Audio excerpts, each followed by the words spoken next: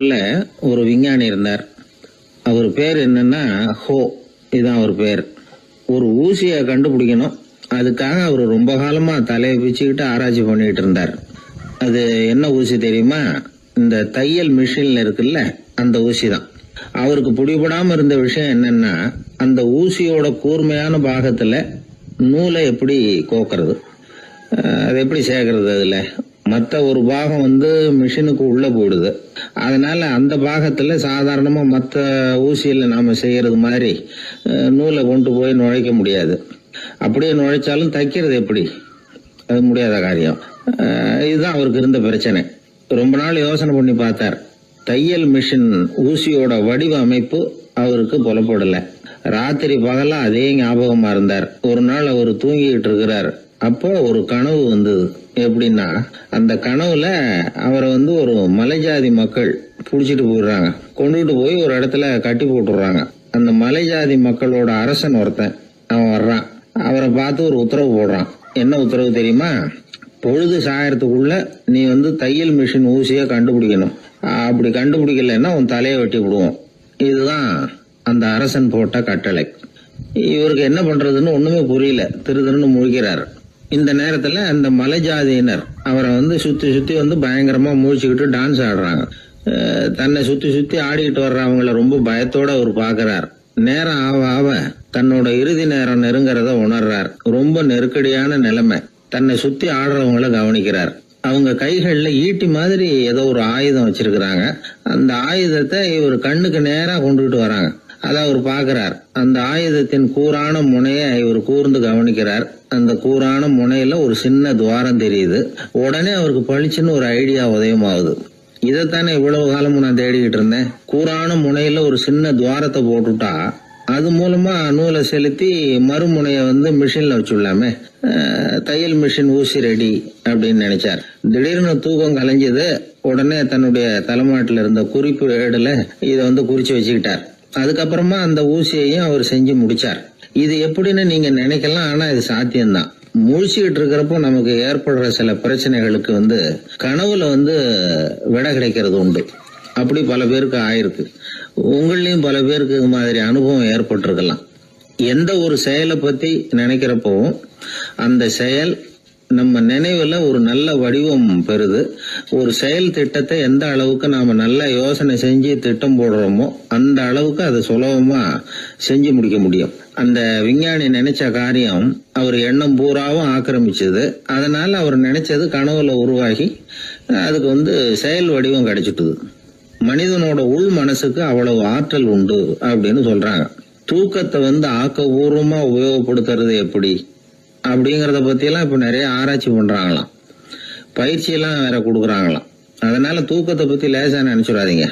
நமக்கு வேண்டியப்பட்ட ஒருத்தர், அவருக்கு தூக்கத்துல நடக்கிற வியாதி, அதுக்காக மருந்து சாப்பிட்டுக்கிட்டு இருந்தார். ஒரு நாள் அவரை பார்த்து கேட்டோம், ஏங்க உங்க தூக்கத்துல நடக்கிற வியாதிக்கு மருந்து சாப்பிட்டீங்களே, ஏதாவது முன்னேற்றம், ஏதாவது இம்ப்ரூவ்மெண்ட் தெரியுதா அப்படின்னு கேட்டோம். தெரியுதுன்னார். எப்படின்னோ அதுக்கு அவர் சொல்றாரு, முன்னாடி எல்லாம் தூக்கத்துல ஒரு 10 அடி தூரம் நடப்பேன், இப்போலாம் ஒரு 40 அடி வரைக்கும் நடக்கிறேன் அப்படின்னு. ஒருத்தர் இருந்தான், வாழ்க்கையில மகிழ்ச்சியா இருக்கணும்னு ஆசைப்பட்டான். அதுக்கு என்ன வழின்னு 4 பேருகிட்ட யோசனை கேட்டான். பணம் இருந்தா மகிழ்ச்சி தானா வரும், அதனால பணம் சம்பாதிக்கிற வழியை பாரு, அதுக்கப்புறம் நீ தேடிட்டு இருக்கிற மகிழ்ச்சி உன்னை தேடிட்டு சேரும்னாங்க. அப்படின்னா மகிழ்ச்சி இருக்கிற இடம் பணம் தான் அப்படின்னு அவன் முடிவு பண்ணிக்கிட்டான். அதை சேர்க்க ஆரம்பிச்சான். கொஞ்ச நாள்ல பெரிய ஆளாயிட்டான். செல்வம் நிறைய சேர்ந்து போச்சு. இப்போ அவனுக்கு மகிழ்ச்சி கிடைக்கல. மறுபடியும் நண்பர்கள் கிட்ட யோசனை கேட்டான்.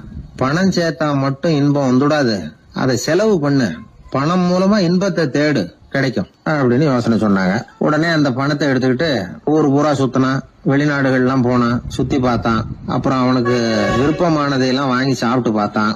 மது, போதை பழக்கம், இப்படி எதுலயும் ஈடுபட்டு பார்த்தான். கல்யாணம் பண்ணிக்கிட்டான், குடும்பம் நடத்தினான். எப்படி இருந்தாலும் அவன் எதிர்பார்க்கிற மகிழ்ச்சி அவனுக்கு கிடைக்கல. அதனால மகிழ்ச்சிங்கிறது எங்க இருக்குங்கிற ரகசியத்தை அவனால கண்டுபிடிக்கவே முடியல. கடைசியா ஒரு பெரியவர்கிட்ட யோசனை கேட்டான். அவரு சொன்னார், இல்லறத்திலேயும் உனக்கு மகிழ்ச்சி கிடைக்கலன்னா உனக்கு துறவரத்துலதான் அது கிடைக்கும்னு நினைக்கிறேன். சரி, அதையும் தான் முயற்சி பண்ணி பாப்போமே அப்படின்னு அவன் முடிவு பண்ணிக்கிட்டான். துறவரம்னா சும்மாவா? எல்லாத்துக்கும் அவன் துணிஞ்சுட்டான். வீட்டுல இருந்த நகை, பணம், பவுனு, வைரம், வைடூரியம் எல்லாத்தையும் ஒரு மூட்டையா கட்டி எடுத்துக்கிட்டான். ஒரு யோகியை தேடிட்டு போனான். அவர் காலடியில கொண்டுட்டு போய் வச்சான். அவர் நிமிர்ந்து பார்த்தார். என்ன இதெல்லாம்னார். இதெல்லாம் இனிமே எனக்கு தேவையில்லைன்னா. சரி, அப்படின்னா உனக்கு என்னதான் தேவைன்னார். எனக்கு மகிழ்ச்சி தேவை, மன அமைதி தேவைன்னா.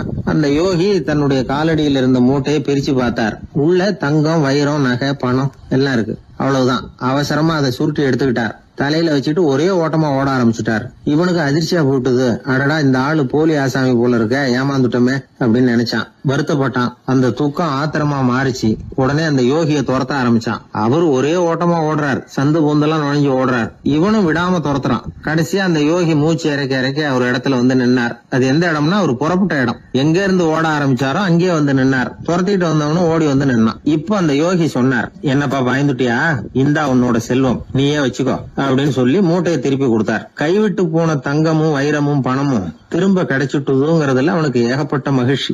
இப்போ மறுபடியும் அந்த யோகி சொல்றார், நீ வர்றதுக்கு முன்னாடி கூட இந்த தங்கமும் வைரமும் உங்ககிட்டதான் இருந்தது. ஆனா அப்போ உனக்கு மகிழ்ச்சி இல்ல. இப்போ உங்ககிட்ட இருக்கிறதும் அதே தங்கமும் வைரமும் தான். ஆனா இப்போ உன் மனசுல மகிழ்ச்சி இருக்கு. இதுல இருந்து என்ன தெரியுது? மகிழ்ச்சிங்கிறது வெளியில இல்ல, உள்ள இருக்கு. அது நம்ம மனசுல இருக்கு. இதை நல்லா புரிஞ்சுக்கணும். தங்கத்தையும் வைரத்தையும் மூட்டை கட்டி தலையில வச்சுக்கிட்டு அலைஞ்சானே, அவன் மாதிரிதான் நம்மள பல பேருக்கும் மகிழ்ச்சி எங்க இருக்குங்கிற உண்மை புரியறது இல்ல. அதனாலதான் பல சமயங்கள்ல நாம மகிழ்ச்சிக்காக அடுத்தவங்களை சார்ந்து இருக்கிறோம். நமக்கு வேண்டியப்பட்ட ஒருத்தன் பணம், நகை எல்லாத்தையும் ஒரு மூட்டையா கட்டி எடுத்துக்கிட்டு ஒருத்தர் காலடியில வச்சான். இது எனக்கு தேவையில்லைன்னா. உனக்கு என்னதான் தேவைன்னார் அவர். எனக்கு மன அமைதி தேவைன்னா. உனக்கு மன அமைதி தேவைப்படுகிற அளவுக்கு இப்ப என்ன ஆயிட்டுதுன்னார் அவர். வேற ஒண்ணும் இல்ல, இந்த பணத்தையும் நகையையும் நான் யாரு வீட்டுல எடுத்தனோ அந்த வீட்டுக்காரங்க இப்ப என் பின்னாடி துரத்திட்டு வந்துட்டு இருக்கிறாங்க, அவ்வளவுதான் அப்படின்னு நானா. மகிழ்ச்சியை தேடுகிறவர்கள் இந்த உலகத்துல அதிகம். அது எங்க இருக்குன்னு புரிந்து கொண்டவர்கள் ரொம்ப குறைவு. எது உண்மையான மகிழ்ச்சி அப்படிங்கறத புரிஞ்சுக்கிட்டு அதுக்கு தகுந்த மாதிரி நம்முடைய வாழ்க்கையை அமைச்சுக்கணும். ஒரு குழந்தை அம்மா கிட்ட போச்சு, அம்மா என்ன தூக்கிக்கா. உடனே அந்த அம்மா அந்த குழந்தைய தூக்கி இடுப்புல வச்சுக்கிறாங்க. எந்த பக்கம் வச்சுக்கிறாங்க? இடது பக்கம். பொதுவா குழந்தைய தூக்குறவங்க யாரும் வலது பக்கம் இடுப்புல வச்சுக்கிறது இல்ல. விவரம் தெரியாத சில ஆம்பளைகளை அப்படி தூக்கி வச்சுக்கிட்டு அலையிறது உண்டு. ரொம்ப காலமாவே குழந்தைகளை இடுப்புல இடது பக்கமா வச்சிருக்கிற பழக்கம் தான் இருந்து வந்திருக்குது. இதுக்கு ஆய்வாளர்கள் என்ன காரணம் சொல்றாங்க தெரியுமா?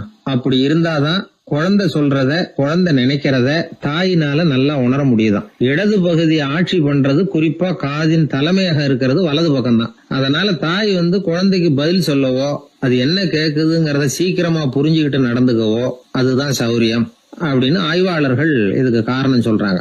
இதனால என்ன ஆகுதான்? தாய்க்கும் குழந்தைக்கும் நெருக்கம் அதிகமாகுதான், குழந்தைக்கும் பாதுகாப்பு அதிகமா. அது மட்டும் இல்ல, ஒரு தாய் தன்னுடைய குழந்தைய இடுப்புல சுமக்கிறதுனால அவள் நினைக்கிறத, அவளோட இதய துடிப்ப குழந்தை உணர்தான். 9 மாதத்துக்கு அதிகமா இருந்த இடம் இல்லையா, அதனால அவளை பத்தி நல்லா அறிந்து கொள்ளுகிற வாய்ப்பும் குழந்தைக்கு கிடைக்குது.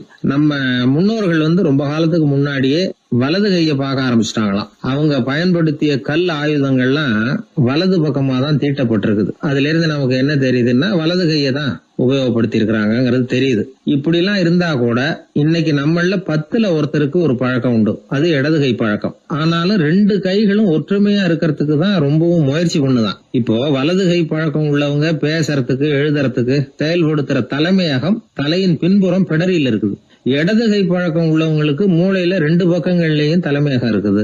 இது விஞ்ஞானிகள் சொல்றது. எத்தனையோ மேதைகள் இடது கை பழக்கம் உள்ளவங்களா இருந்திருக்கிறாங்க. அமெரிக்க மேதை பெஞ்சமின் பிராங்கிலின், இத்தாலிய ஓவியர் லியோனார்டோ டாவின்சி, இப்படி நிறைய பேர் இருந்திருக்கிறாங்க, இப்பவும் இருக்கிறாங்க. காலங்காலமா இயல்பாவே இடது கை பழக்கம் இருந்து வந்திருக்குது. அப்படி இருக்கிறப்போ வலது கை எப்போ இடது கைய வென்றது, ஜெயிச்சது அப்படிங்கிற விவரம் இன்னமும் யாருக்குமே புரியல. ஆய்வாளர்களுக்கும் புரியல. அவங்களும் யோசிச்சுக்கிட்டு இருக்கிறாங்க. உலகம் இடது பக்கமா தான் சுத்துது. வானத்துல இருக்கிற வெள்ளி வீதி, அப்புறம் அணுவுல இருக்கிற துணுக்குகள், உடம்புல இருக்கிற அமினோ அமிலம், இப்படி எல்லாமே இடதுபுறமா தான் இயங்கிட்டு இருக்குது. இவ்வளவு செய்திகள் இடது கைக்கு ஆதரவா இருக்கிறப்போ அது எப்படி வலது கை கிட்ட ஏமாந்தது அப்படிங்கிற ரகசியம் இன்னமும் யாருக்கும் தெரியலையா. இது சம்பந்தமா ஆராய்ச்சி பண்றவங்களுக்கு இது இன்னமும் ஒரு பிரச்சனையா தான் இருக்குதான். இப்படி இடது கை ஒதுங்கிட்டதுனால இப்பெல்லாம் வலது கைக்கு தான் மரியாதை அதிகமா போச்சு. ஒரு ஆசாமி இடது கையில கட்டு போட்டுட்டு வந்தானா, கையில என்னப்பா கட்டுன்னு விசாரிச்சிருக்கிறாரு ஒருத்தர். ஒரு இயந்திரத்தை பிரிச்சு ரிப்பேர் பாத்துக்கிட்டு இருந்தேன், மறுபடியும் அதை ஓட விட்டு பாக்குறப்போ இடது கை விரல் மாட்டிக்கிட்டது, அதுதான் கட்டு அப்படின்னு இருக்கான். நல்ல வேளை வலது கை மாட்டி இருந்தா உன்னால சாப்பிட கூட கஷ்டமா போயிருக்குமே என்னார் அவர். இதுக்கு அவன் சொன்னானா, முதல்ல வலது கை தாங்க மாட்டிக்க இருந்தது, நான் தான் உடனே புத்திசாலித்தனமா அதை இழுத்துக்கிட்டு இடது கையை கொடுத்தேன் அப்படின்னு இருக்கான். இவன் எப்பேற்பட்ட புத்திசாலி பாருங்க. இந்த வலதுகை இடதுகைங்கிறத பத்தி அறிவியல் ஆராய்ச்சி ஒரு பக்கம் இருந்தாலும் கை சுத்தமா இருக்கணும். இது வாழ்க்கைக்கு முக்கியம். உண்மை, உழைப்பு, நேர்மை இதெல்லாம் இருந்தாதான் வாழ்க்கையில முன்னேற முடியும். அதனால இந்த இடதுகை பழக்கம் வலதுகை பழக்கம் எது எப்படி இருந்தாலும் அது ஒருத்தருடைய புத்திசாலித்தனத்தை பாதிக்கிறது இல்ல. அதனால வாழ்க்கையில முன்னேறதுக்கு இது ஒரு இடைஞ்சலா இருக்கிறது இல்ல. நாம நம்ம உடம்பையும் புரிஞ்சுக்குவோம், மனசையும் புரிஞ்சுக்குவோம். அப்படி புரிந்து கொண்டு வாழ்க்கையில முன்னேறுவோம். நாம யாரு, நம்ம தகுதி என்ன அப்படிங்கிற நினைப்பு எப்பவும் நமக்கு இருக்கணும். தகுதிக்கு மீறிய நினைப்பு தான் பல சமயங்களில் நம்மளை சிக்கலில் கொண்டு போய் விட்டுடுது. ஒரு பூனை இருந்துதான், அது தன்னை ஒரு பூனைன்னு தானே நினைக்கணும். அப்படி நினைக்கல, தன்னை ஒரு புலின்னு நினச்சிக்கிட்டு இருந்தது. தன்னை பற்றின தகுதிக்கு மீறிய நினைப்போடு அந்த பூனை அப்படியே நடந்து போய்கிட்டு இருந்ததுதான். அப்போது வழியில் ஒரு பெரிய யானை அது அமைதியாக நின்றுக்கிட்டு இருந்தது. இந்த யானை ரொம்ப பொறுமையாக நின்றுக்கிட்டு இருக்கிறது இந்த பூனைக்கு ஒரு மாதிரியாக தெரிஞ்சிருக்கு. ஏன்னா பொறுமையாக ஒருத்தர் இருந்தால் அவங்கக்கிட்ட போய் ஏதாவது வாலாட்டி பார்க்கலாம்னு ஒரு ஆசை வருது இல்லை. அது மாதிரி பொறுமையாக நின்றுக்கிட்டு இருக்கிறது பூனைக்கு அதுக்கிட்ட போய் கொஞ்சம் வாலாட்டி பார்க்கலாமே அப்படின்னு ஒரு ஆசை. உலக இயல்பு தானே அது. இந்த பூனை ரொம்ப நல்ல புள்ள மாதிரி அந்த யானை இருக்கிற பக்கமாக போகுது. அந்த யானையை சுற்றி சுற்றி வருது, உத்து பார்க்குது, வாய் துருதுருக்குது, வம்பு வளர்க்க ஆரம்பிக்குது. அந்த யானைகிட்ட போய் என்ன கேட்குது தெரியுமா? எல்லாருக்கும் ஒரு பக்கம்தான் வால் இருக்கும், ஆனால் உனக்கு என்ன இப்படி 2 பக்கமும் வால் இருக்கிறது மாதிரி இருக்கே அப்படிங்குது. இது வேண்டாத வேலை தானே. இருந்தாலும் அந்த யானை பொறுமையாக பதில் சொல்லுது.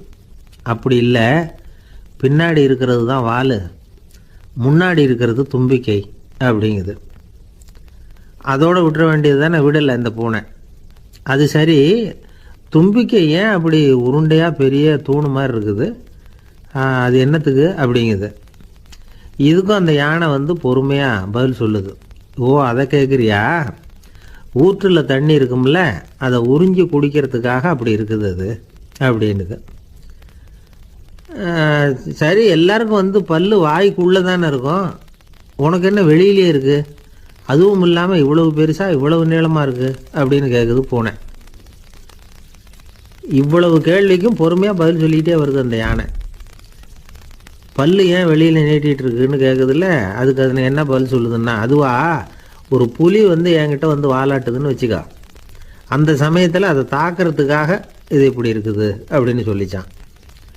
இதை கேட்டதும் பூனை உழுந்து உழுந்து சிரிக்க ஆரம்பிச்சுட்டு தான் அலட்சியமாக. ஏன் சிரிக்கிறேன்னு கேட்டிருக்கு. என்னமோ பாயறது மாதிரி பேசுறிய, மலை எங்கேயாவது பாயறது உண்டா? நீ கருப்பாக பெருசாக இருக்கிற மலை மாதிரி இருக்கிற, உன்னால் எப்படி பாய முடியும், அது முடியாத காரியம் அப்படின்னு சொல்லிவிட்டு மறுபடியும் சிரிக்குது இந்த பூனை.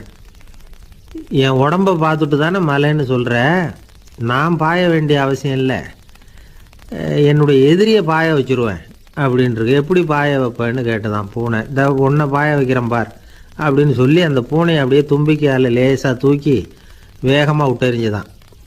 எங்கேயோ போய் தூரத்தில் பொத்துன்னு விழுந்தது அந்த பூனை. அப்பாடான்னு இடுப்பை பிடிச்சிக்கிட்டே எழுந்திரிச்சு நின்று பார்க்குது. தூரத்தில் அந்த யானை இன்னமும் பொறுமையாக ஆனால் கம்பீரமாக நின்றுக்கிட்டு இருக்குது. இப்போ தான் அந்த பூனைக்கு ஞானோதயம் பிறக்குதான். யானை பாய வேண்டிய அவசியம் இல்லை, அதுக்கு நீளமாக தும்பிக்கை இருக்குது அப்படிங்கிறத அது புரிஞ்சுக்கிட்டு தான். வலியாரிடம் வாயாடக்கூடாது அப்படிங்கிற பாடத்தை இந்த பூனை கற்றுக்கிட்டுது.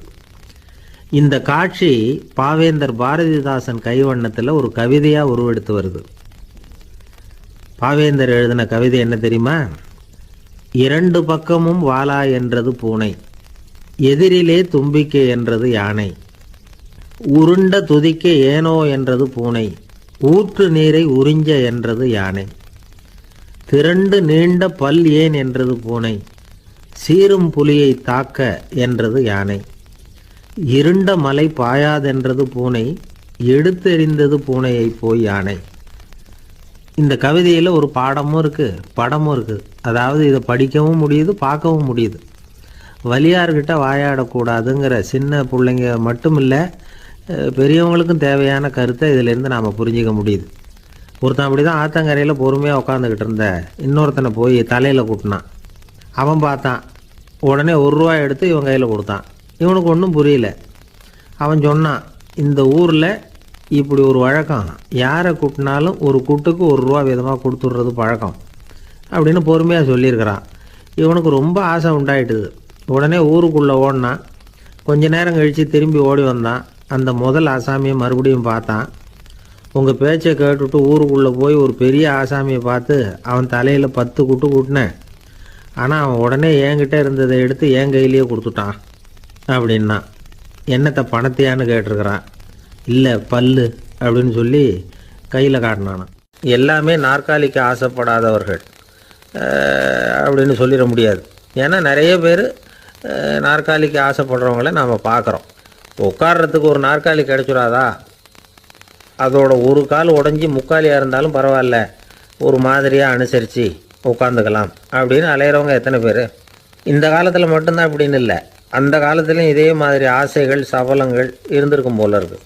பரமசிவன் வசிஷ்டருக்கு ஒரு விசேஷமான ஆசனத்தை கொடுத்துருந்தாராம்.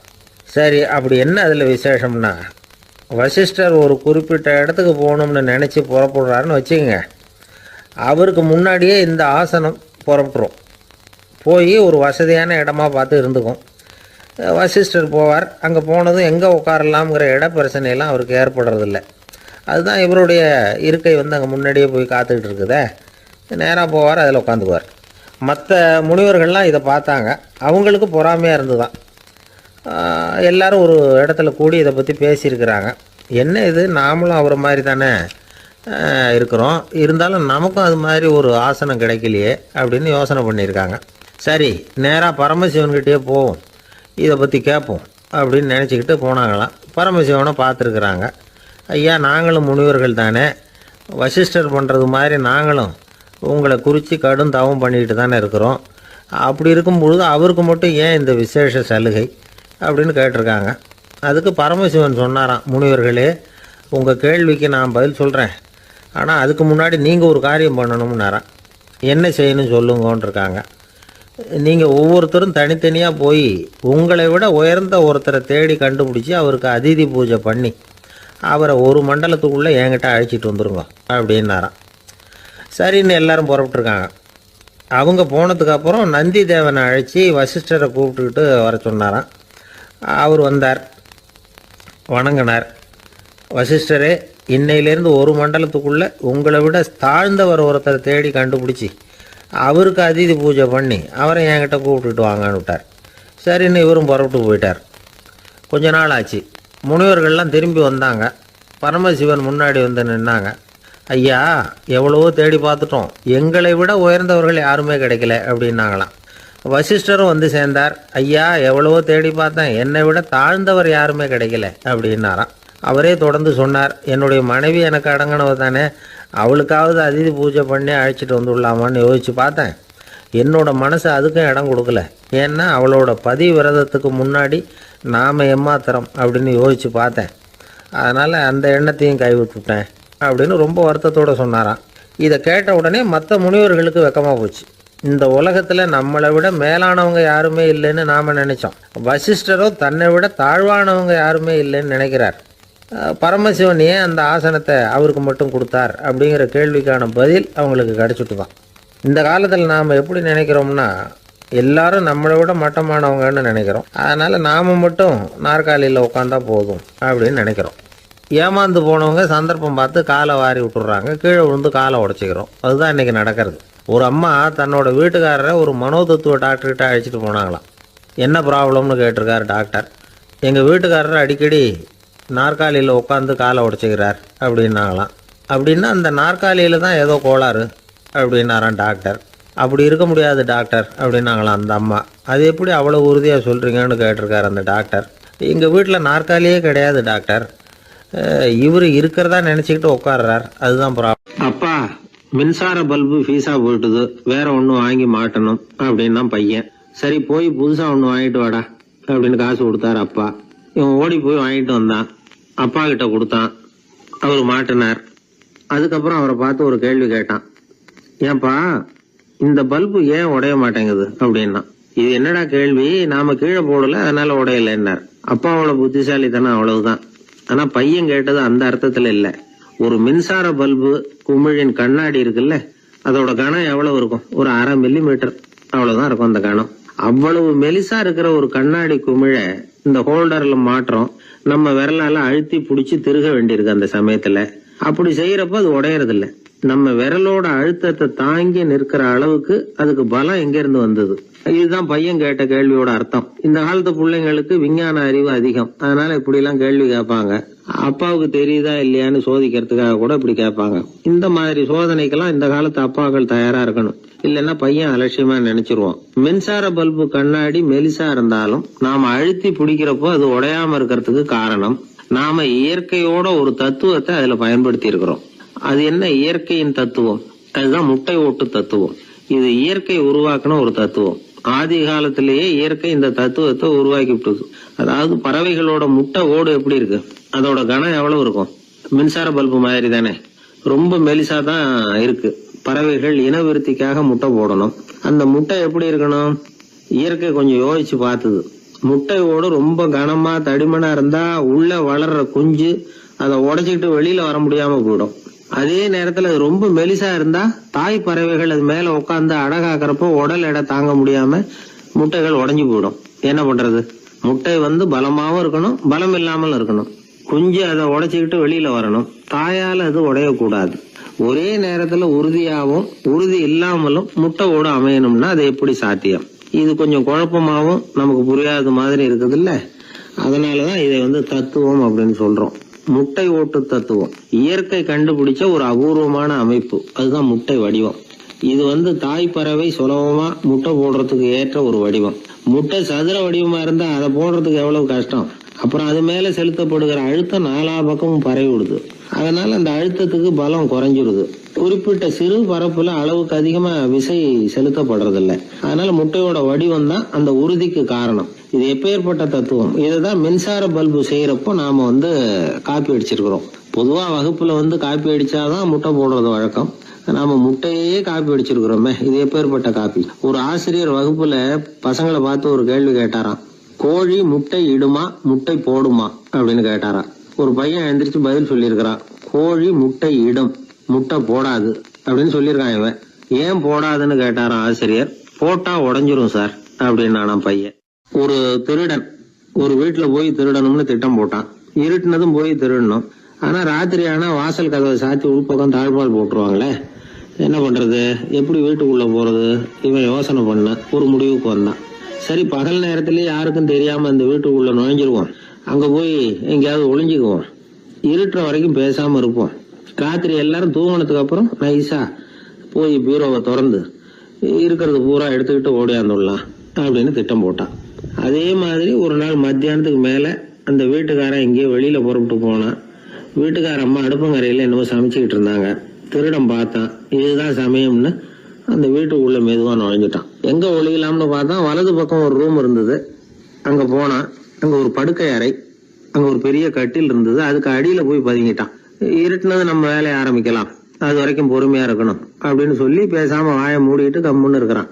ரொம்ப நேரம் கழிச்சு வெளியில போயிருந்த வீட்டுக்காரன் திரும்பி வந்தான். சாப்பிட்டான், லைட்டை நிறுத்தி விட்டு படுத்துட்டான். அந்த அம்மாவும் வேலையெல்லாம் முடிச்சுட்டு படுத்துட்டாங்க. நடு ராத்திரி, விடி விளக்கு லேசா எரிஞ்சுக்கிட்டு இருக்கு.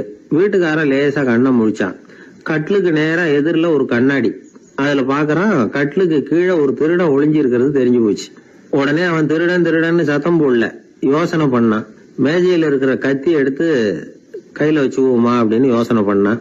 இந்த சந்தர்ப்பத்துல கத்தியை உபயோகப்படுத்துறதை விட புத்தியை உபயோகப்படுத்துறது தான் சாமர்த்தியம் அப்படின்னு நினைச்சான். உடனே அது பிரகாரம் செயல்பட ஆரம்பிச்சுட்டான். என்ன பண்ணான் தெரியுமா? எதையும் வெளியில காட்டிக்காம ரொம்ப சர்வசாதாரணமா தன்னுடைய மனைவி கிட்ட பேச ஆரம்பிச்சான். மனைவியும் புத்திசாலி, அதனால அவங்களுக்கு தெரியும். அவங்களும் வீட்டுக்காரர் கேட்ட கேள்விக்கு பொருத்தமா பதில் சொல்ல ஆரம்பிச்சாங்க. இவன் கேட்டான், இத பாரு, நமக்கு குழந்தை பிறந்தா அதுக்கு கிருஷ்ணமூர்த்தின்னு தான் பேர் வைக்கணும் அப்படின்னா. அதெல்லாம் முடியாது. ஆம்பளை பிள்ளையா இருந்தா ஏகாம்பரம், பொம்பளை பிள்ளையா இருந்தா பங்கஜவல்லி, இதுதான் அவங்க மாமனார் மாமியார் பேர், அதான் வைக்கணும் அப்படின்னாங்க அந்த அம்மா. அதெல்லாம் முடியாது, நான் முடிவு பண்ணிவிட்டேன் கிருஷ்ணமூர்த்தின்னு கத்துனா அவன். இல்ல ஏகாம்பரம் பங்கஜவல்லின்றது இந்த அம்மா. வாதம் முத்தி போச்சு. கிருஷ்ணமூர்த்தி கிருஷ்ணமூர்த்தி கிருஷ்ணமூர்த்தின்னா அவன். ஏகாம்பரம் பங்கஜவல்லி ஏகாம்பரம் பங்கஜவல்லின்னு இவங்க கத்துறாங்க. ஒரே சத்தமா போச்சு. இத கேட்டதும் பக்கத்து வீட்டுல இருந்தவங்க, எழுத்த வீட்டுல இருந்தவங்க எல்லாம் எழுந்திரிச்சு ஓடி இவங்க வீட்டு கதவை தட்ட ஆரம்பிச்சுட்டாங்க. தட தடன்னு இவன் சாவகாசமா எழுந்திருச்சு போய் கதவை திறந்தான். என்னங்க இந்த ராத்திரி வேலையில எங்களை எல்லாம் ஏன் கூப்பிட்டீங்க, யாருக்கு என்னாச்சு அப்படின்னு கேட்டாங்க. கேட்டது யாருன்னா பக்கத்து வீட்டு கிருஷ்ணமூர்த்தி, எதிர்த்த வீட்டு ஏகாம்பரம், பங்கஜவல்லி எல்லாரும். அடடே உங்களை கூப்பிடலீங்க, குழந்தைக்கு பேர் வைக்கிறது சம்பந்தமா எங்களுக்குள்ள சண்டை வந்துட்டுது, அதுதான் விஷயம். வேணும்னா இதான் கட்டிலுக்கு அடியில ஒளிஞ்சிட்டு இருக்கிறானே ஒருத்தன், அவனை கூட கேட்டு பாருங்க, அவன் தான் இதுக்கு சாட்சி அப்படிங்கிறான் அந்த ஆளு. உடனே எல்லாரும் விஷயத்த புரிஞ்சுக்கிட்டு திருடனை பிடிச்சி போலீஸ்ல ஒப்படைச்சிட்டாங்களாம். நெருக்கடியான நேரங்கள்ல பதறாம புத்திசாலித்தனமா செயல்படணுங்கிறத தெரிஞ்சுக்கிறதுக்காக இந்த கதை. புத்திசாலித்தனமா செயல்படுற ஒரு குடும்ப தலைவி இருக்காங்க. அவங்க என்ன செய்வாங்க தெரியுமா, எல்லாரும் ராத்திரி ஆனா வீட்டை உள்பக்கமா பூட்டி விட்டு தானே படுப்பாங்க. ஆனா அந்த அம்மா என்ன பண்ணுவாங்கன்னா வீட்டை வெளிப்பக்கமா ஒரு பூட்டு போட்டு பூட்டி விடுவாங்க. எழுத்த வீட்டுக்காரங்க கிட்ட சொல்லி தினமும் இப்படி பூட்டி விட சொல்றது பழக்கம். ஏங்க அப்படி செய்யறீங்க, திருடன் சுலபமா உள்ளே வந்துடக்கூடாதுங்கிறதுக்காகவா அப்படின்னு கேட்டாங்க. இல்லைங்க, சுலபமா வெளியில போயிடக்கூடாதுங்கிறதுக்காக அப்படின்னாங்க. என்னங்க சொல்றீங்க அப்படின்னு கேட்டாங்க. ஆமாங்க, இவருக்கு அந்த பழக்கம் உண்டு அப்படின்னு தன்னுடைய வீட்டுக்காரரை காட்டினாங்க. பக்கத்து வீடுகள் பத்திரமா இருக்கணுங்கிறதுக்காக தன்னுடைய வீட்டை பூட்டி வைக்கிறது ஒரு பெரிய விஷயம் தானே. மகாபாரத யுத்தம் முடிஞ்சது. தர்மர் சக்கரவர்த்தி ஆனார். பீஷ்மர் யுத்த பூமியில அம்பு படுக்கையில படுத்து கிடக்கிறார், உயிரை விட போறார். சூரியன் வட திசை அடையிற உத்தராயண புண்ணிய காலத்தை எதிர்பார்த்து காத்துக்கிட்டு இருக்கிறார். அந்த சமயத்துல தர்மர் கண்ணங்கிட்ட அனுமதி வாங்கிட்டு பீஷ்மரை பாக்கிறதுக்காக குருக்ஷேத்திரத்துக்கு வரார். தம்பிமார்கள், திரௌபதி எல்லாரும் கூட வர்றாங்க. பீஷ்மரை பார்த்து எல்லாரும் வணங்குறாங்க. யுதிஷ்டர் பீஷ்மர்கிட்ட வர்ணம், ஆசிரமம், மக்கள் கடமை, அரசருடைய கடமை, இது மாதிரி விஷயங்களை பத்தி நிறைய கேள்விகள்லாம் கேட்கிறார். அவரும் ஒவ்வொன்னா கேட்டுக்கிட்டு இருக்கிறாரு. பீஷ்மரும் அதுக்கு தகுந்த பதில் சொல்லிட்டு இருக்கிறார். இப்படி பீஷ்மர் யுதிஷ்டருக்கு தர்மோபதேசம் செஞ்சுக்கிட்டு இருக்கிறப்போ திரௌபதிக்கு சிரிப்பு வந்துட்டுதான். கழுக்குன்னு அந்த அம்மா சிரிச்சுட்டாங்க. அந்த சத்தத்தை கேட்ட பீஷ்மர் தர்மோபதேசத்தை பாதியில நிறுத்தினார். திரௌபதிய பார்த்தார். மகளே ஏமா சிரிச்சேன்னு கேட்டார். என்ன மன்னிச்சிருங்க பிதாமகரே, ஏதோ தெரியாம சிரிச்சுட்டேன்னாங்க அவங்க. குழந்தாய், உன்ன மாதிரியே உள்ள உத்தம பெண்கள் காரணம் இல்லாம பலர் முன்னிலையில இப்படி சிரிக்க மாட்டாங்க, வெக்கப்படாம விஷயத்தை சொல்லுன்னாரு அவர். திரௌபதிக்கு கண் கலங்க ஆரம்பிச்சு. சுவாமி, நீங்க இப்போ இவ்வளவு தர்மோபதேசம் பண்ணிட்டு இருக்கிறீங்க, இத பாக்குறப்ப எனக்கு திடீர்னு ஒரு சந்தேகம் வந்துட்டுது. அதாவது இன்னைக்கு தர்மத்துக்கு இவ்வளவு சிறந்த விளக்கத்தை கொடுக்கிற இதே பிதாமகர் அன்னைக்கு கௌரவர் சபையில துச்சாதனன் என்ன மானபங்கப்படுத்த முயற்சி பண்ணினப்போ வாய் மூடி மௌனமா பாத்துக்கிட்டு சும்மா தானே இருந்தார். அந்த சமயத்துல இவ்வளவு ஞானத்தையும் எங்க விட்டு வச்சிருந்தார்? ஒருவேளை அதுக்கப்புறம் தான் இந்த தர்ம விஷயங்களை எல்லாம் கத்துக்கிட்டாரா அப்படின்னு யோசிச்சுக்கிட்டு இருக்கிறேன். அப்படி யோசிச்சப்பதான் அந்த சிரிப்பு வந்துட்டுது, என்ன மன்னிச்சிருங்க அப்படின்னாங்களாம். பிதாமகர் இதுக்கு அமைதியா பதில் சொல்ல ஆரம்பிச்சார். குழந்தாய், உன்னோட கேள்வி நியாயமானதுதான். இதுல உன்னை நான் மன்னிக்கிறதுக்கு என்னமா இருக்கு? துரியோதனன் சபையில நான் இருந்தப்போ எனக்கு அந்த அறிவு இருக்கதான் செய்தது. ஆனா துஷ்டனான துரியோதனன் உணவை நான் அப்ப சாப்பிட்டுக்கிட்டு இருந்தேன், அவன் போட்ட சாப்பாட்டை சாப்பிட்டுக்கிட்டு இருந்தேன். அது காரணமா என்னுடைய அறிவு மழுங்கி போச்சு. நல்லது கெட்டதை பத்தி ஆலோசிக்க முடியாம போயிட்டுது. தீயவர்கள் போடுற சாப்பாட்டை சாப்பிட்டா சாப்பிடுறவனுடைய மனமும் உடம்பும் கெட்டு போடும் அப்படின்னு சாஸ்திரம்லாம் சொல்லுது. ஆனா இப்போ போர்ல அர்ஜுனன் என் மேல எய்த அம்புகளால என் உடம்புல இருந்த ரத்தம் எல்லாம் வெளியேறி போச்சு. கெட்ட உணவை சாப்பிட்டதுனால உண்டான ரத்தம் பூராவும் இப்போ உடம்பு விட்டு வெளில போயிட்டுது. அதனால என் புத்தியும் தெளிஞ்சுட்டுது. அதனாலதான் இப்போ இந்த அளவுக்கு தர்மத்தின் தத்துவங்களை சரியா எடுத்து சொல்ல முடிஞ்சது அப்படின்னு பீஷ்மர். இதுல இருந்து நாம தெரிஞ்சுக்க வேண்டியது என்னன்னா, யாரு சாப்பிட கூப்பிட்டாலும் உடனே முண்டி அடிச்சுக்கிட்டு கிளம்பி போய் முதல் பந்தியில உட்காந்துடக்கூடாது. கூப்பிடுறவங்க எப்படிப்பட்டவங்க, நல்லவங்களா கெட்டவங்களா அப்படின்னு எல்லாம் யோசிச்சு பாக்கணுமா. கெட்ட எண்ணத்தோட போடப்படுகிற சாப்பாடு புத்தியை மழுங்கடிச்சிரும் அப்படிங்கறது ஒரு பெரிய இந்த காலத்துல பெரியவங்க சொல்ற ஒரு உண்மை. எத்தனையோ பேர் பெரிய உத்தியோகத்துல இருக்கிறவங்கள விருந்துக்கு கூப்பிட்டு சாப்பிட்டு முடிச்ச கையோட முக்கியமான பேப்பர்ல எல்லாம் கையெழுத்து வாங்கிட்டு விட்டுருவாங்களே. கூப்பிடுறவங்க மனசை புரிஞ்சுக்கிட்டு அதுக்கப்புறம் போறதா வேண்டாமா அப்படிங்கறத முடிவு பண்ணணும். சாப்பாட்டுல அவ்வளவு விஷயம் இருக்குது. பீஷ்மருக்கே அந்த நிலைமைன்னா நாமெல்லாம் ஏமாத்திரம். சில சந்தர்ப்பங்கள்ல சாப்பாடு புத்தியில ஒரு தெளிவு உண்டாக்குறதும் உண்டு. ஒரு ஊருக்கு ஒரு பெரிய மகான் வந்தார். அவரு சாப்பிடுறதே இல்ல, எப்போவாவது கொஞ்சம் தண்ணி பால் அவ்வளவுதான், ருசியெல்லாம் கடந்தவர். அவர்கிட்ட எல்லாரும் போய் ஆசீர்வாதம் வாங்கினாங்க. அந்த ஊர்ல ஒரு ஹோட்டல், அதோட முதலாளி ஒருத்தர், அவரும் அந்த மகான் கிட்ட ஆசீர்வாதம் வாங்கறதுக்காக போனார். அவரு முன்னாடி போய் பணிவா நின்னார். துண்டை இடுப்புல கட்டிக்கிட்டு காலில் விழறதுக்காக போனார். அதுக்கு முன்னாடி அந்த மகான் எழுந்திருச்சு இவர் காலில் விழுந்துட்டார். ஹோட்டல் முதலாளி பதறி போயிட்டார். சுவாமி, என்ன இது அபச்சாரம்? நீங்க தான் என்ன ஆசீர்வாதம் பண்ணணும்னார். அதுக்கு அந்த சாமியார் சொன்னார், அப்படி இல்லைங்க, நீங்க தான் என்ன ஆசீர்வாதம் பண்ணணும். ஏன்னா கொஞ்ச காலத்துக்கு முன்னாடி உங்க ஹோட்டல்ல தான் நான் வந்து அக்கௌண்ட் வச்சு சாப்பிட்டுக்கிட்டு இருந்தேன். இன்னைக்கு நான் ருசியெல்லாம் கடந்து வெறுத்து ஞானியா போறதுக்கு நீங்க தான் காரணம், உங்க சாப்பாடு தான் காரணம் அப்படின்னாரு. பத்திரிகையில வர்ற செய்திகளை கூட நகைச்சுவையா சொல்றது உண்டு. அதாவது அதை நேரடியா சொன்னா வானொலியில அனுமதிக்க மாட்டாங்க சில விஷயங்களை. அது சின்னாருக்கு கௌரவ குறைச்சல், அது வேடிக்கை கலந்து நகைச்சுவோடு சொல்லும் பொழுது அதை அனுமதிச்சிருவாங்க. அப்ப அந்த விசாரணை கமிஷன் அது இது நிறைய நடந்துகிட்டு இருந்தது. டெல்லியில இருந்து அமலாக்க பிரிவு அதிகாரிகள்லாம் வராங்க போறாங்கன்னு பத்திரிகையில அமர்க்கலப்பட்ட இடம். அந்த நேரம் வந்து நான் ஒரு ரேடியோவில் ஒரு செய்தியை தயார் பண்றோம். அப்ப என்ன பண்ணேன்னா, இது மாதிரி அந்த பத்திரிகை செய்தியை வச்சுக்கிட்டே ஒரு செய்தி சொன்னோம், இன்னொரு தகவல் சொல்லி. என்னன்னா, ஒருத்தன் வந்து தமிழ்நாட்டுல ஒரு ஆள், அவன் திடீர்னு வந்து கோடீஸ்வரன் ஆயிட்டான். நேத்து வரைக்கும் சாதாரணமா இருந்தா இன்னைக்கு கோடீஸ்வரன் ஆயிட்டான். டெல்லியில இருந்து 2 அதிகாரிகள் வராங்க, எப்படி அவன் பணம் சேர்த்தான்னு கண்டுபிடிக்கிறதுக்கு. அவனை கூப்பிட்டு 2 அதிகாரிகளும் எப்படிடா பணம் சேர்த்த? நான் ஒன்னும் தப்பான வழியில பணம் சேர்க்கல சார், நான் வந்து பந்தயம் கட்டியே பணக்காரன் ஆயிட்டேன். பந்தயம் கட்டி எப்படிடா பணக்காரன் ஆக முடியும் அப்படின்னா, நீங்க நம்புங்க சார், நான் பந்தயம் கட்டி தான் பணக்காரன், தப்பான வழியில சேரல சார். பந்தயம் கட்டி எப்படா கோடீஸ்வரன் ஆனு அப்படின்னா, நாங்க நம்ப முடியாதுன்னு இருக்கான் விசாரிக்க வந்தவன். அப்படின்னா உங்ககிட்ட ஒரு பந்தயம் கட்டட்டுமான் இருக்கான் விசாரிக்க வந்தவன்ட்டிய. என்னடா பந்தயம் அப்படின்னா, ஒண்ணுமில்ல சார், இது என் கண்ணு, இது என் பல்லு, என் கண்ணை என் பல்லாலேயே கடிக்கிறேன், எவ்வளவு பந்தயம். விசாரிக்க வந்தா 100 ரூபாய் எடுத்து வச்சான், இதை ப்ரூவ் பண்றான்னு. அப்படியே கண்ணை எடுத்துட்டான், அது பளிங்கு கண்ணு. ஏற்கனவே ஒரு கண்ணு பளிங்கு கண்ணு வச்சுனா எடுத்து கடிச்சு விட்டான். இது விசாரிக்க வந்தாலும் 100 ரூபாய் விட்டுட்டு நிக்கிறான். எப்படி பணம் சேர்த்தான்னு வந்தவன். உடனே இன்னொருத்தன், இவன்ட்ட என்னடா பேச்சு கொடுக்காரா, நம்ம பணம் தான் அங்க போயிட்டு இருக்கு, உனக்கு விசாரிக்க தெரியல, போடா நான் விசாரிக்கிறேன்னு அடுத்த வந்தான். அது நீ ஒழுங்கா சொல்றேன், எப்படிடா பணம் சேர்த்தேன் சார், நீங்க கொஞ்சம் புத்திசாலியா தெரியுது அவரை விட, நீங்களாவது நம்புங்க சார், பந்தயம் கட்டி தான் பணம் சேர்த்தேன், நான் நம்ப முடியாது அப்படின்னா உங்ககிட்ட இன்னொரு பந்தயம் கட்டட்டுமா அப்படின்றான். வேண்டாம், அவனை ஏமாத்தி விட்டேன் என்னால வேண்டான்றான். இல்ல சார், அவரு ஏமாந்தது பொய் கண்ணு, பளிங்கு கண்ணுன்னு தெரியாது, ஏமாந்துட்டார்.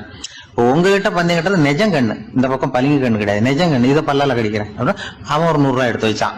இவன் அப்படியே பல்செட்டை கேட்டினான் தனியா, அப்படியே கேட்டு கடிச்சு விட்டான். அதே விட்டுட்டான். இவன் உடனே 2 பேரும், இவன்கிட்ட பேச பேச நம்ம பணம் தான் அவன்கிட்ட போயிட்டு இருக்கு, இவன் எப்படி பணம் சேர்த்தான்னு கண்டுபிடிக்கிறதுக்கு டெல்லியில இருந்து வந்திருக்கோம், இவன் மேற்கொண்டு பேசாத, பேச பேச பந்தயம் கட்டுவான்.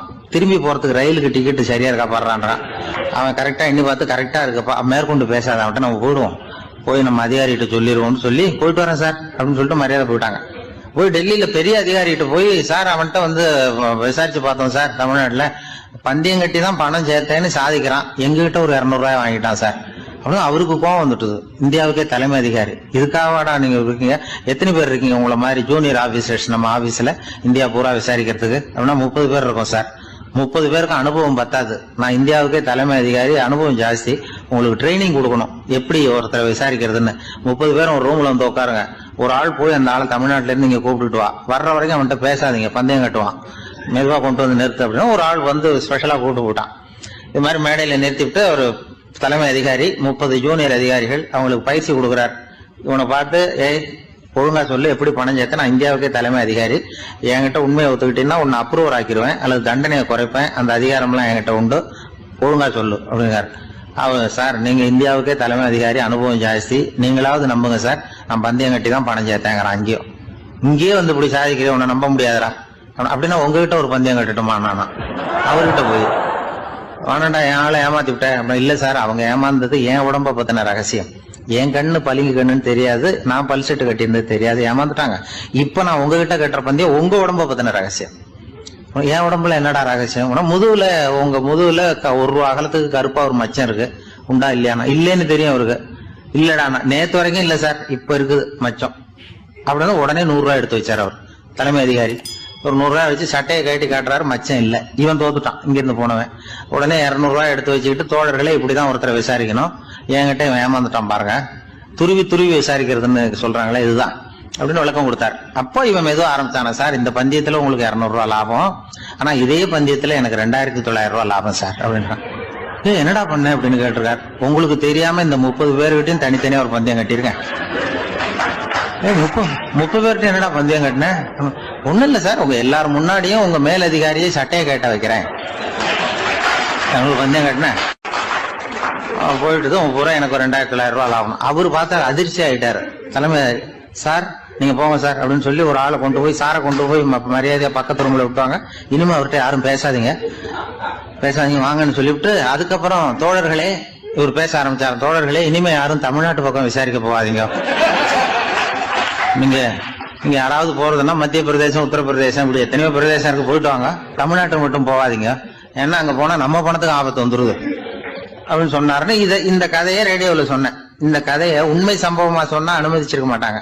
இந்த நகைச்சுவைக்கு உள்ள மரியாதை என்னன்னா, அது ஒரு கதை மாதிரி உண்டு பண்ணி இப்படி சொன்னதும், இதுல என்ன அதனுடைய விசேஷம்னா, இந்த ஸ்கிரிப்டை வாங்கிட்டு வர சொல்லி மந்திரியினுடைய பிஏ வந்தார். ஒரு மந்திரி அப்ப இருந்தவர், அவர் பிஏ அடிக்கடி வருவார். வந்து இந்த போன நேற்று முந்தா நாள் ரேடியோவில் சொன்ன அந்த இன்னொரு தகவல் காப்பி ஒண்ணு வாங்கிட்டு வா அப்படி இப்படின்னு கூப்பிடுவார். மேடையில பேசுறதுக்கு எங்களுக்கு தேவை, உபயோகப்படும்னு கேட்பார்.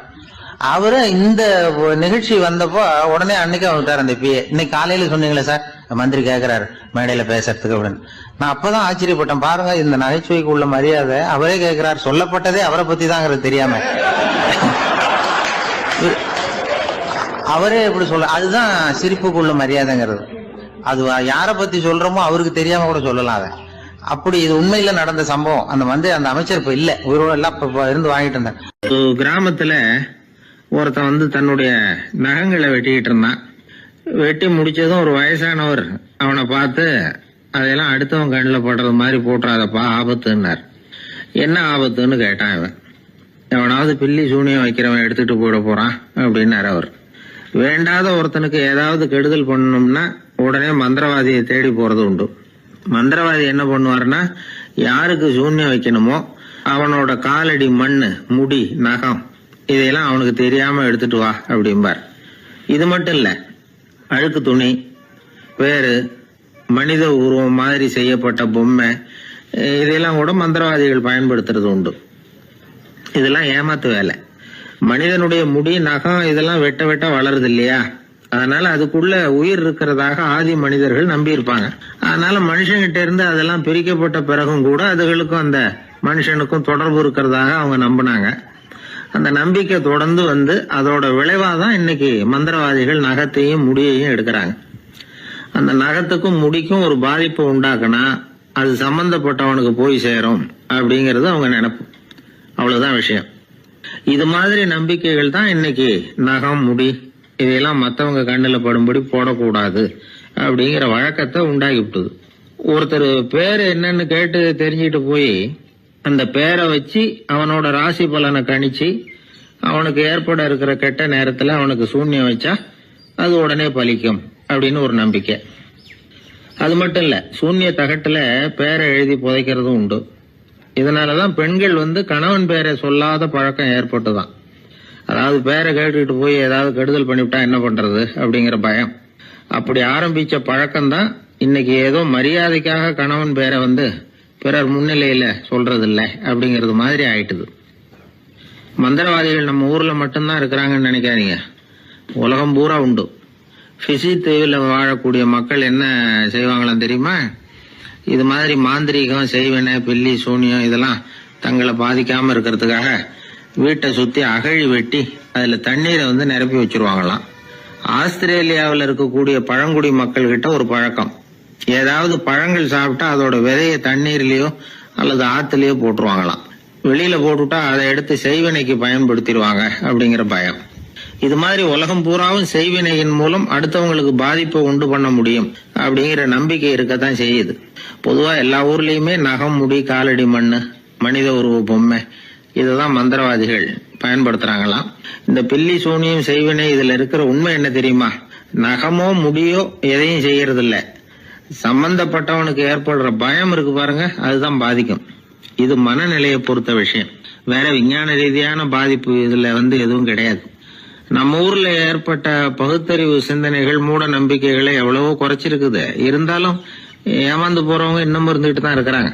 இந்த காலத்துல சின்ன குழந்தைகளை கூட ஏமாத்துறது கஷ்டம். ஒரு குழந்தை கேட்டுதான், ஏன்பா பிரார்த்தனை பண்ணுனா நமக்கு எல்லாம் கிடைக்குமா அப்படின்னு தான். ஓ கிடைக்குமே அப்படின்னாராம் அப்பா. நீ வச்சிருக்கிறிய பேனா அது கூட கிடைக்குமா அப்படின்னு கேட்டுதான் குழந்தை. ஓ கிடைக்கும் அப்படின்னாராம். அப்படின்னா நீ வச்சிருக்கிற பேனாவை என்கிட்ட கொடுத்துரு, அதுக்கப்புறம் நீ பிரார்த்தனை பண்ணி வேற ஒரு பேனாவை வாங்கிக்கோ அப்படின்னு தான் அந்த சின்ன குழந்தை. ஒரு ராஜா இருந்தார். அவர் ஒரு பெரிய கோயில் கட்டினார். பல ஊர்கள்ல இருந்து சிற்பிகள்லாம் கொண்டுகிட்டு வந்தார். அழகழகா சிற்பங்களை செய்ய சொன்னார். ஊர்ல உள்ள ஜனங்களும் கோயில் கட்டுறதுக்கு அவங்களால முடிஞ்ச உதவியை செஞ்சாங்க. ராத்திரி பகலா வேலை நடக்குது. கோயில் கொஞ்சம் கொஞ்சமா வசந்துகிட்டே வந்துட்டுது. அந்த ஊர்ல ஒரு வயசான அம்மா இருந்தாங்க, ரொம்ப ஏழை. அவங்களுக்கு மனசுக்குள்ள ஒரு உறுத்தல், இந்த ஊர்ல எல்லாரும் இந்த கோவில் கட்டுறதுக்கு அவங்களால முடிஞ்ச உதவியை பண்ணிட்டு இருக்கிறாங்க, நம்மளால ஒன்றும் பண்ண முடியலையே அப்படின்னு நினைச்சு கவலைப்பட்டாங்க. அவங்களுக்கு மனசு கேட்கல, ஏதாவது செய்யணும் நம்மளால முடிஞ்சது அப்படின்னு யோசனை பண்ணாங்க. நல்ல வெயில் நேரத்துல சிற்பிகள்லாம் ரொம்ப சிரமப்பட்டு சிலை வடிச்சுக்கிட்டு இருக்கிறாங்கல்ல, அவங்களுக்கு அந்த நேரம் தாகம் எடுக்குமே, அதனால சிரமப்பட்டு ஒரு குடத்துல தண்ணி எடுத்துக்கிட்டு அதை இடுப்புல வச்சுக்கிட்டு மெதுவா கொண்டுகிட்டு அங்க போறது அப்படின்னு முடிவு பண்ணிட்டு அந்த அம்மா போச்சு. அங்க போய் வேலை செய்யறவங்களுக்கு தாகம் எடுக்கிற போலாம் ஒரு கோவலையில தண்ணியை எடுத்து கொடுத்துக்கிட்டு இருக்கிறது. இப்படியே பண்ண ஆரம்பிச்சுட்டு அந்த அம்மா. ஏதோ அந்த அம்மாவால முடிஞ்ச ஒரு சின்ன உதவி அது. இப்படி கொஞ்சம் கொஞ்சமா வேலை நடந்தது. கோபுரம் வசந்தது, எல்லா வேலையும் முடிஞ்சது. இனிமே கடைசியா கற்ப கிரகத்தின் மேல விமானம் அமைக்க வேண்டியதுதான் பாக்கி. அந்த வேலையும் ஆரம்பமாச்சு. அந்த சிற்பிகள்லயே அனுபவசாலியான ஒருத்தர் இந்த அம்மாவை தேடிட்டு வந்தார். பாட்டி, உங்ககிட்ட இருக்கிற ஏதாவது ஒரு பொருளை கொடுங்க, அந்த விமானத்துல வைக்கலாம் அப்படின்னு நாங்க நினைக்கிறோம் அப்படின்னார். இந்த அம்மாவுக்கு ஒன்றும் புரியல. ஏதாவது இருந்தாவில கொடுக்கலாம், எதுவும் இல்லையே, என்ன பண்றது யோசனை பண்ணாங்க. இத பாருப்பா, என்கிட்ட என்ன இருக்கு, இந்த வாசப்படியில கிடக்குது, இந்த கல்லு தான் இருக்குது, வேணும்னா இத எடுத்துட்டு போங்க அப்படின்னாங்க. உடனே அந்த கல்லை பேத்து எடுத்துட்டு போயிட்டாங்க அவங்க. அங்க போய் பார்த்தா என்ன ஆச்சரியம், அந்த விமானத்து உச்சியில கலசங்களை அமைக்கிறதுக்கான பிரம்ம எந்திரத்தை மூடுற கருங்கல் ஒண்ணு தேவையா இருந்தது. இவங்க எடுத்துட்டு போன கல்லு அதுக்கு ரொம்ப பொருத்தமா அமைஞ்சு போச்சு. ஏதோ அதுக்காகவே அளவெடுத்து செஞ்சது மாதிரி அமைஞ்சுட்டுது. அந்த கல்லையே அங்க அப்படியே பதிச்சுட்டாங்க. ஒரு வழியா கோவிலை கட்டி முடிச்சாங்க. அடுத்தது கும்பாபிஷேகம், அதுவும் ரொம்ப சிறப்பா கோலாகலமா நடந்து முடிஞ்சது. இவ்வளவையும் பார்த்த அந்த ராஜாவுக்கு மனசுக்குள்ள ரொம்ப பெருமையா இருந்தது. இவ்வளவு பெருசா இந்த கோவில் உருவாகிறதுக்கும் இவ்வளவு சிறப்பா இந்த விழா நடக்கிறதுக்கும் நாம தானே காரணம் அப்படின்னு மனசுக்குள்ள நினைச்சுக்கிட்டார். இப்படி நினைச்சுக்கிட்டே அன்னைக்கு ராத்திரி அரண்மனையில படுத்து தூங்கினார். உடனே ஒரு கனவு. ஆண்டவனே அந்த ராஜாவோட கனவுல வந்தார். ராஜா ஆண்டவனை வணங்கினார். இறைவா, உங்களுக்காக நான் கட்டி இருக்கிற கோவில் எப்படி இருக்குது, நல்லா இருக்குதா அப்படின்னு கேட்டார் ராஜா. அதுக்கு இறைவன் சொன்ன பதில் என்ன தெரியுமா, நீ கட்டின கோவில்ல அந்த கிழவியோட நிழல்ல நான் சுகமா இருக்கிறேன் அப்படின்னாராம். இப்படி சொல்லிவிட்டு கடவுள் மறைஞ்சுட்டார். கனவு கலைஞ்சுது. ராஜா விசாரிச்சார், யார் அந்த கிழவி அப்படின்னு. எல்லாரும் விவரத்தை சொன்னாங்க. அப்பதான் ராஜா நினைச்சு பார்த்தார், இந்த கோவிலை நானே கட்டினதாக ரொம்ப பெருமைப்பட்டுக்கிட்டேன். ஆனா அந்த வயசான அம்மா வீட்டு வாசல்ல கிடந்த கல்லு அது இறைவனுக்கு சுகமான நிழல் கொடுக்கறதாக சொல்றாரு அப்படிங்கறத எண்ணி பார்த்தார். நான்கிற எண்ணம் நழுவி போயிட்டுதான். கோபுரம் எவ்வளவு பெருசுங்கிறது முக்கியம் இல்ல, குணம் எவ்வளவு பெருசுங்கிறது தான் முக்கியம். அந்த வயசான அம்மா நம்ம நாட்டுல வாழறதுதான் நமக்கு உண்மையான பெருமை அப்படின்னு நினைச்சாராம் ராஜா. இந்த காலத்திலயும் ஒரு ஊர்ல ஒரு கோவில் கட்டினாங்க. எல்லா ஜனங்களும் அவங்களால முடிஞ்சதை செஞ்சாங்க. நம்மால ஒருத்தன் அந்த திருப்பணி குழு தலைவரை போய் பார்த்தான். நான் ஏதாவது ஒத்துழைக்கணுமா ஐயா அப்படின்னு ரொம்ப பணிவா கேட்டான். திருப்பணி குழு தலைவர் சொன்னார், இத பாருப்பா, இந்த கோவில் கட்டி முடிக்கிற வரைக்கும் உன்னுடைய ஒத்துழைப்பு எதுவும் தேவையில்லை. கட்டி முடிச்சு கும்பாபிஷேகம் ஆனதுக்கு அப்புறம் தான் உன்னுடைய ஒத்துழைப்பு ரொம்ப அவசியம் அப்படின்னார். அதுக்கப்புறம் நான் என்ன செய்யணும் சொல்லுங்கன்னா, இவன் இந்த சாமி சிலையை நீ திருடிக்கிட்டு போகாம இருக்கணும், அவ்வளவுதான் அப்படின்னாராம் அவர். ஆங்கிலேய ஆட்சி இந்தியாவில் நடந்துகிட்டு இருந்த காலம். மூதறிஞர் ராஜாஜி சேலத்துல வழக்கறிஞரா தொழில் நடத்திக்கிட்டு இருக்கிறார். அவர் ஒரு சமயம் தன்கிட்ட வேலை செஞ்சுக்கிட்டு இருந்த பணியாளர் ஒருத்தரை கூப்பிட்டார். இத பாருப்பா, இந்த அஞ்சல் தலைய இந்த தபால் கவர்ல ஒட்டிட்டு வா அப்படின்னு சொன்னாராம். அந்த ஆள் உடனே அந்த கவரையும் ஸ்டாம்பையும் வாங்கிட்டு போனார். பசை தடவி ஸ்டாம்பை கவர்ல ஒட்டினார். திருப்பி கொண்டுகிட்டு ராஜாஜி கிட்ட கொடுத்தார். இவர் அதை வாங்கி பார்த்தார். உடனே சிரிக்க ஆரம்பிச்சுட்டாராம். அவரால் சிரிப்பை அடக்க முடியல. அந்த பணியாளரை பார்த்து, ஏன்பா, நாங்க எல்லாரும் எவ்வளவோ பாடுபட்டு முயற்சி பண்ணி போராடிட்டு வர்றோம், ஆனா எங்களால முடியல, எங்களால முடியாத அந்த காரியத்தை நீ ஒரு நிமிஷத்துல செஞ்சுட்டியே அப்படின்னு சொல்லிவிட்டு மறுபடியும் சிரிச்சாராம். பணியாளருக்கு உடனடியா ஒன்னும் புரியல. என்னன்னு பார்த்தார். அப்புறம் ராஜாஜி சொன்னாராம், ஆமாப்பா, நீ ஒரு நிமிஷத்துல பிரிட்டிஷ் மன்னரை கவுத்துட்டியே அப்படின்னாராம். அப்புறம் தான் விவரம் புரிஞ்சிருக்குது. அந்த பணியாளர் மன்னர் உருவம் இருந்த அந்த தபால் தலைய அந்த கவர்ல தலைகீழா ஒட்டி வச்சிருக்கிறார். அதை பார்த்துட்டு தான் ராஜாஜி அப்படி சொன்னாராம். இந்த நகைச்சுவை உணர்வு அவருக்கு இயல்பாவே இருந்தது. சேலத்துல வெங்கட சுப்பையர் அப்படின்னு சொல்லி ஒரு பிரபலமான வக்கீல், அவரும் ராஜாஜியும் ஒரு ஊர்ல பொதுக்கூட்டத்தை முடிச்சுக்கிட்டு திரும்பி ரயில்ல சென்னைக்கு வந்துட்டு இருக்கிறாங்க. ராத்திரி நேரம். வெங்கட சுப்பையர் ஜன்னல் ஓரமா உட்காந்து பயணம் பண்ணிட்டு இருக்கிறார். திடீர்னு ஒரு இடத்துல அவரோட கை கடிகாரம் நழுவி ஜன்னல் வழியா வெளியில வந்துட்டுதான். அவர் உயிருக்குயிரா பாதுகாத்து வச்சிருந்த வாட்ச் அது. ஏன் தெரியுமா? அவர் வக்கீல் ஆகிறதுக்கு முன்னாடி சென்னை கிறித்துவ கல்லூரியில பணியாற்றிக்கிட்டு இருந்தார். பணி முடிஞ்சு விலகிறப்போ அவர்கிட்ட படிச்ச மாணவர்கள்லாம் அன்புக்கு அடையாளமா ரொம்ப பிரியமா கொடுத்த கை கடிகாரம் அது.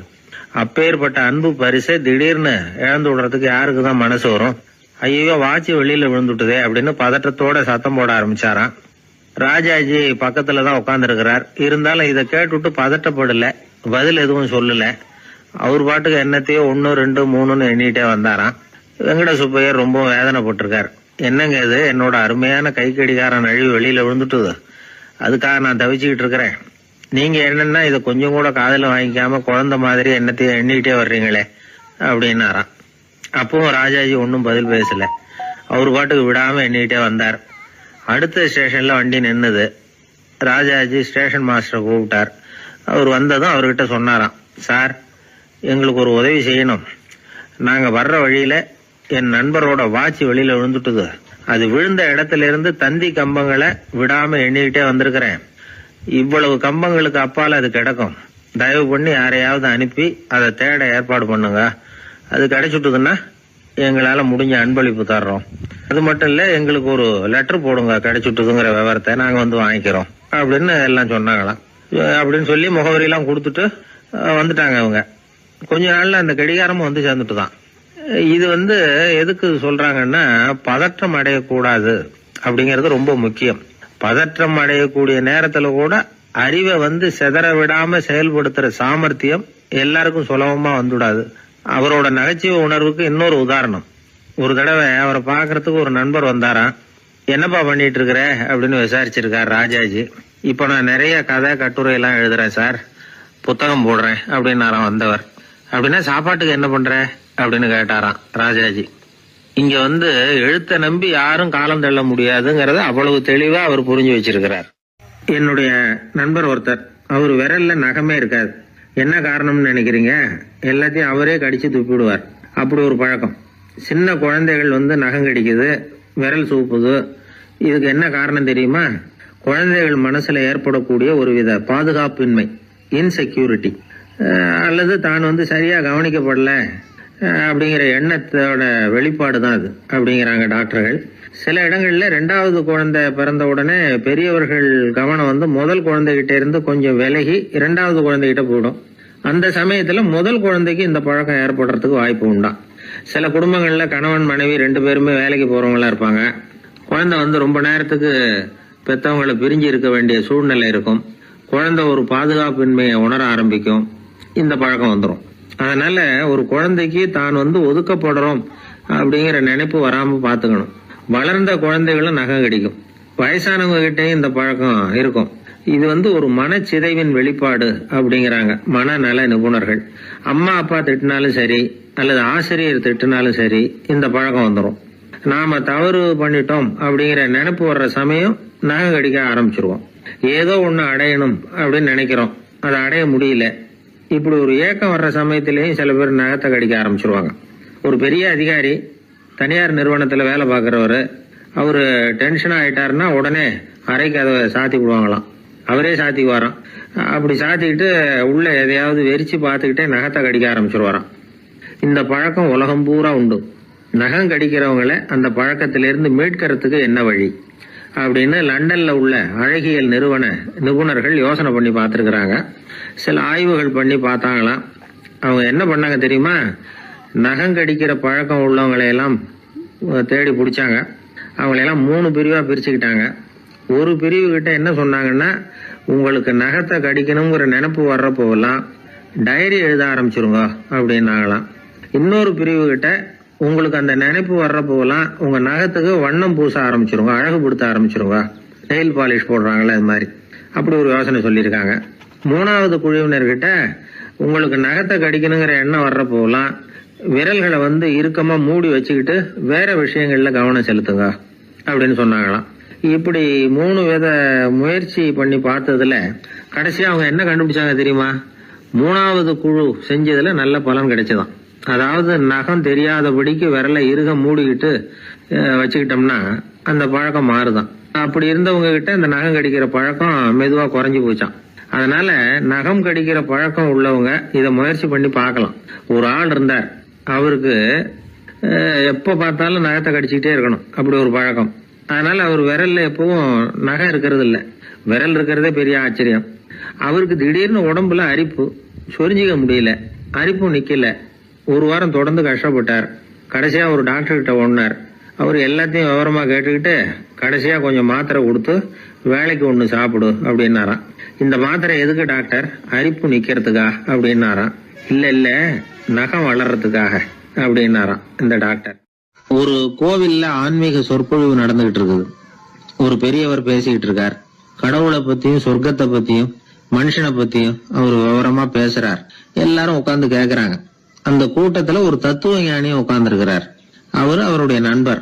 பேசி முடிச்சதும் அந்த பெரியவர் மேடையை விட்டு இறங்கினார். நேரா அந்த தத்துவ ஞானி கிட்ட வந்தார். எப்படி இருந்தது என்னுடைய பேச்சு அப்படின்னு கேட்டார். நீங்க பேசினது ஒண்ணுக்கு ஒண்ணு முரண்பாடா தெரிஞ்சது அப்படின்னாரா இவரு.